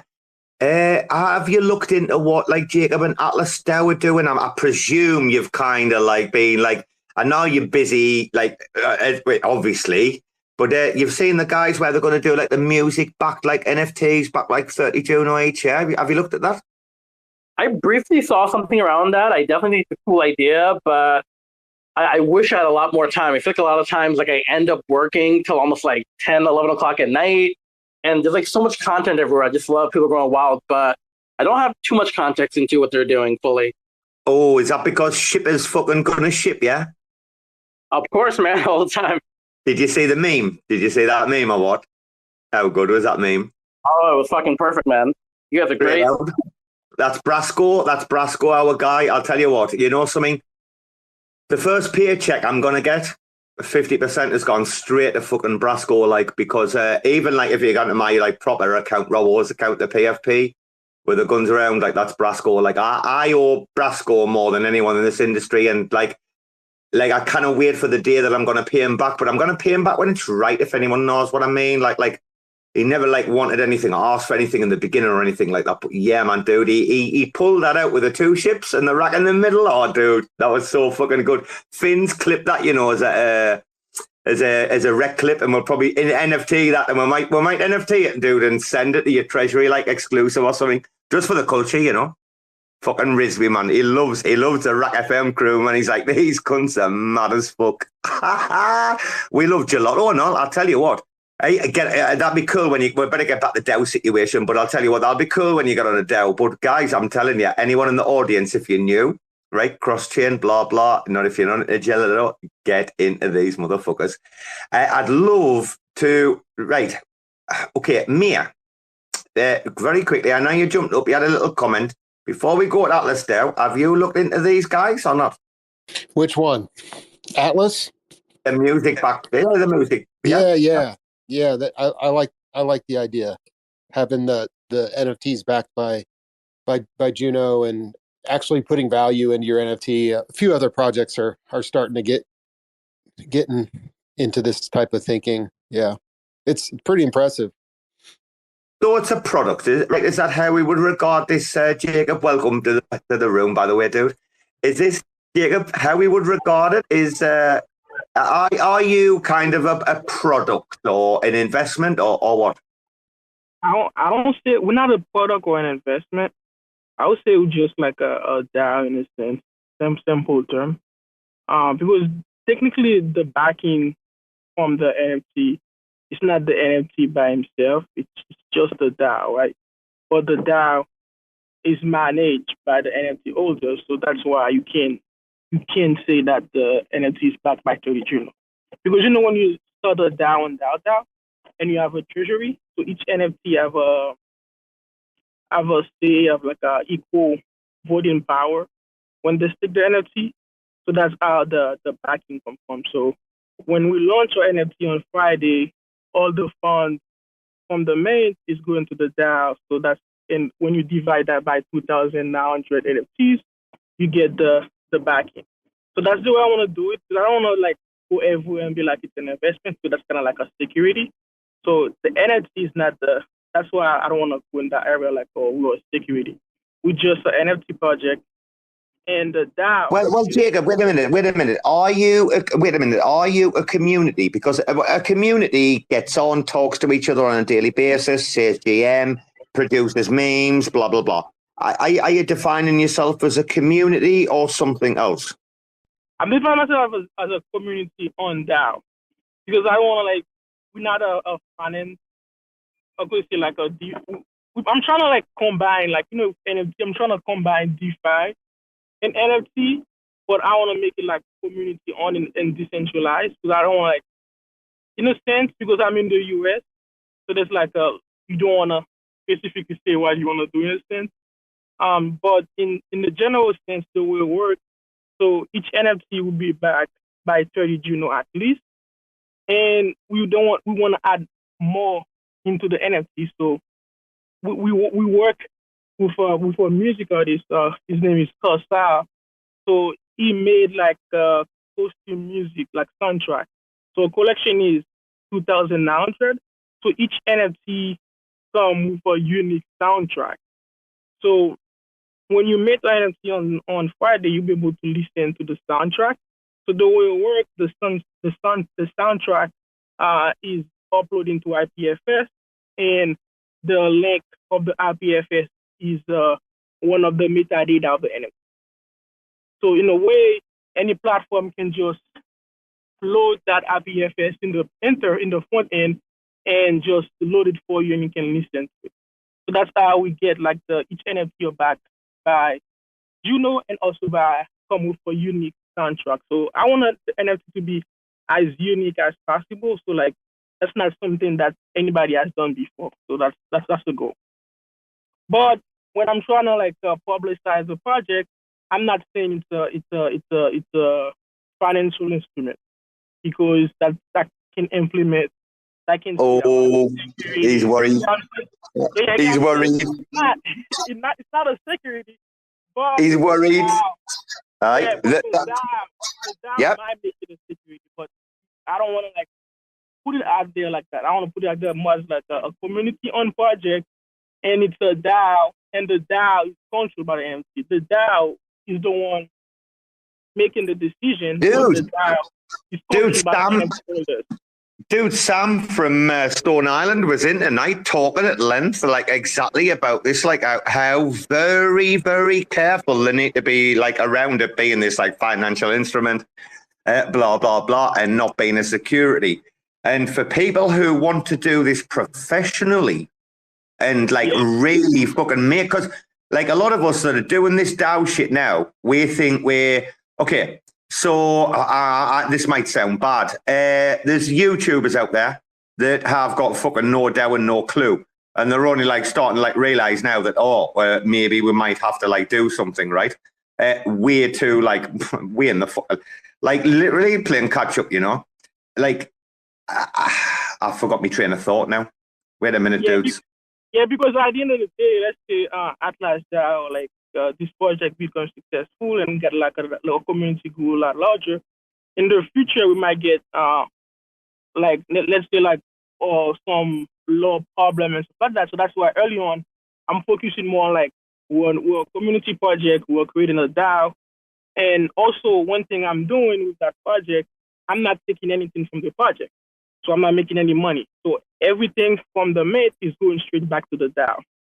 Are you registered anywhere? Are you registered anywhere, Jacob? Nope, I'm not, because I'm not taking any money from the project. So everything from the mate is going straight to the DAO. And the way for me I see the value, like as me as a founder, is myself. I'll be minting a bunch. So anybody who's thinking, oh, I don't believe in the project, can just look at my wallet. So my wallet, you can check under down my wallet. I mint everything. So I haven't airdrop anything to myself. I try to mint myself. Even from the NFT project I launched last year from SkyMark, I'm the number one of that project, but I bought all of them with my own pocket. So it's not like I'm trying to look at the future instead of like thinking about now in a sense. So I'm trying to like position myself as more like a community project, but I also have a DeFi aspect of it. But you know, so I'm only asking because I get where you're coming from with that angle. Like I'm only asking because, dude, Jesus Christ, we've had so many like legality conversations tonight, and I know like the area like where you are kind of thing, right, dude? And like I know that like it's quite strict, et cetera, you know. So that kind of certain place, you know. I'm just and RizBe's going to come in here because I know RizBe's in generally the same area in the world. Hello, RizBe. Yeah, I know you're going to comment here. Oh yeah, like I really love music-backed NFTs, and I hope you guys will take this idea. It's something I've had in my back pocket if I ever get bandwidth. But I really want to build a music-backed NFT marketplace where anyone can come in, record a soundbite or a song or something like that, turn it into an NFT, but it's backed by a legal entity which holds copyrights. When you put something on a chain, it gets copyrighted. Anyone who buys it actually has access to that tune now.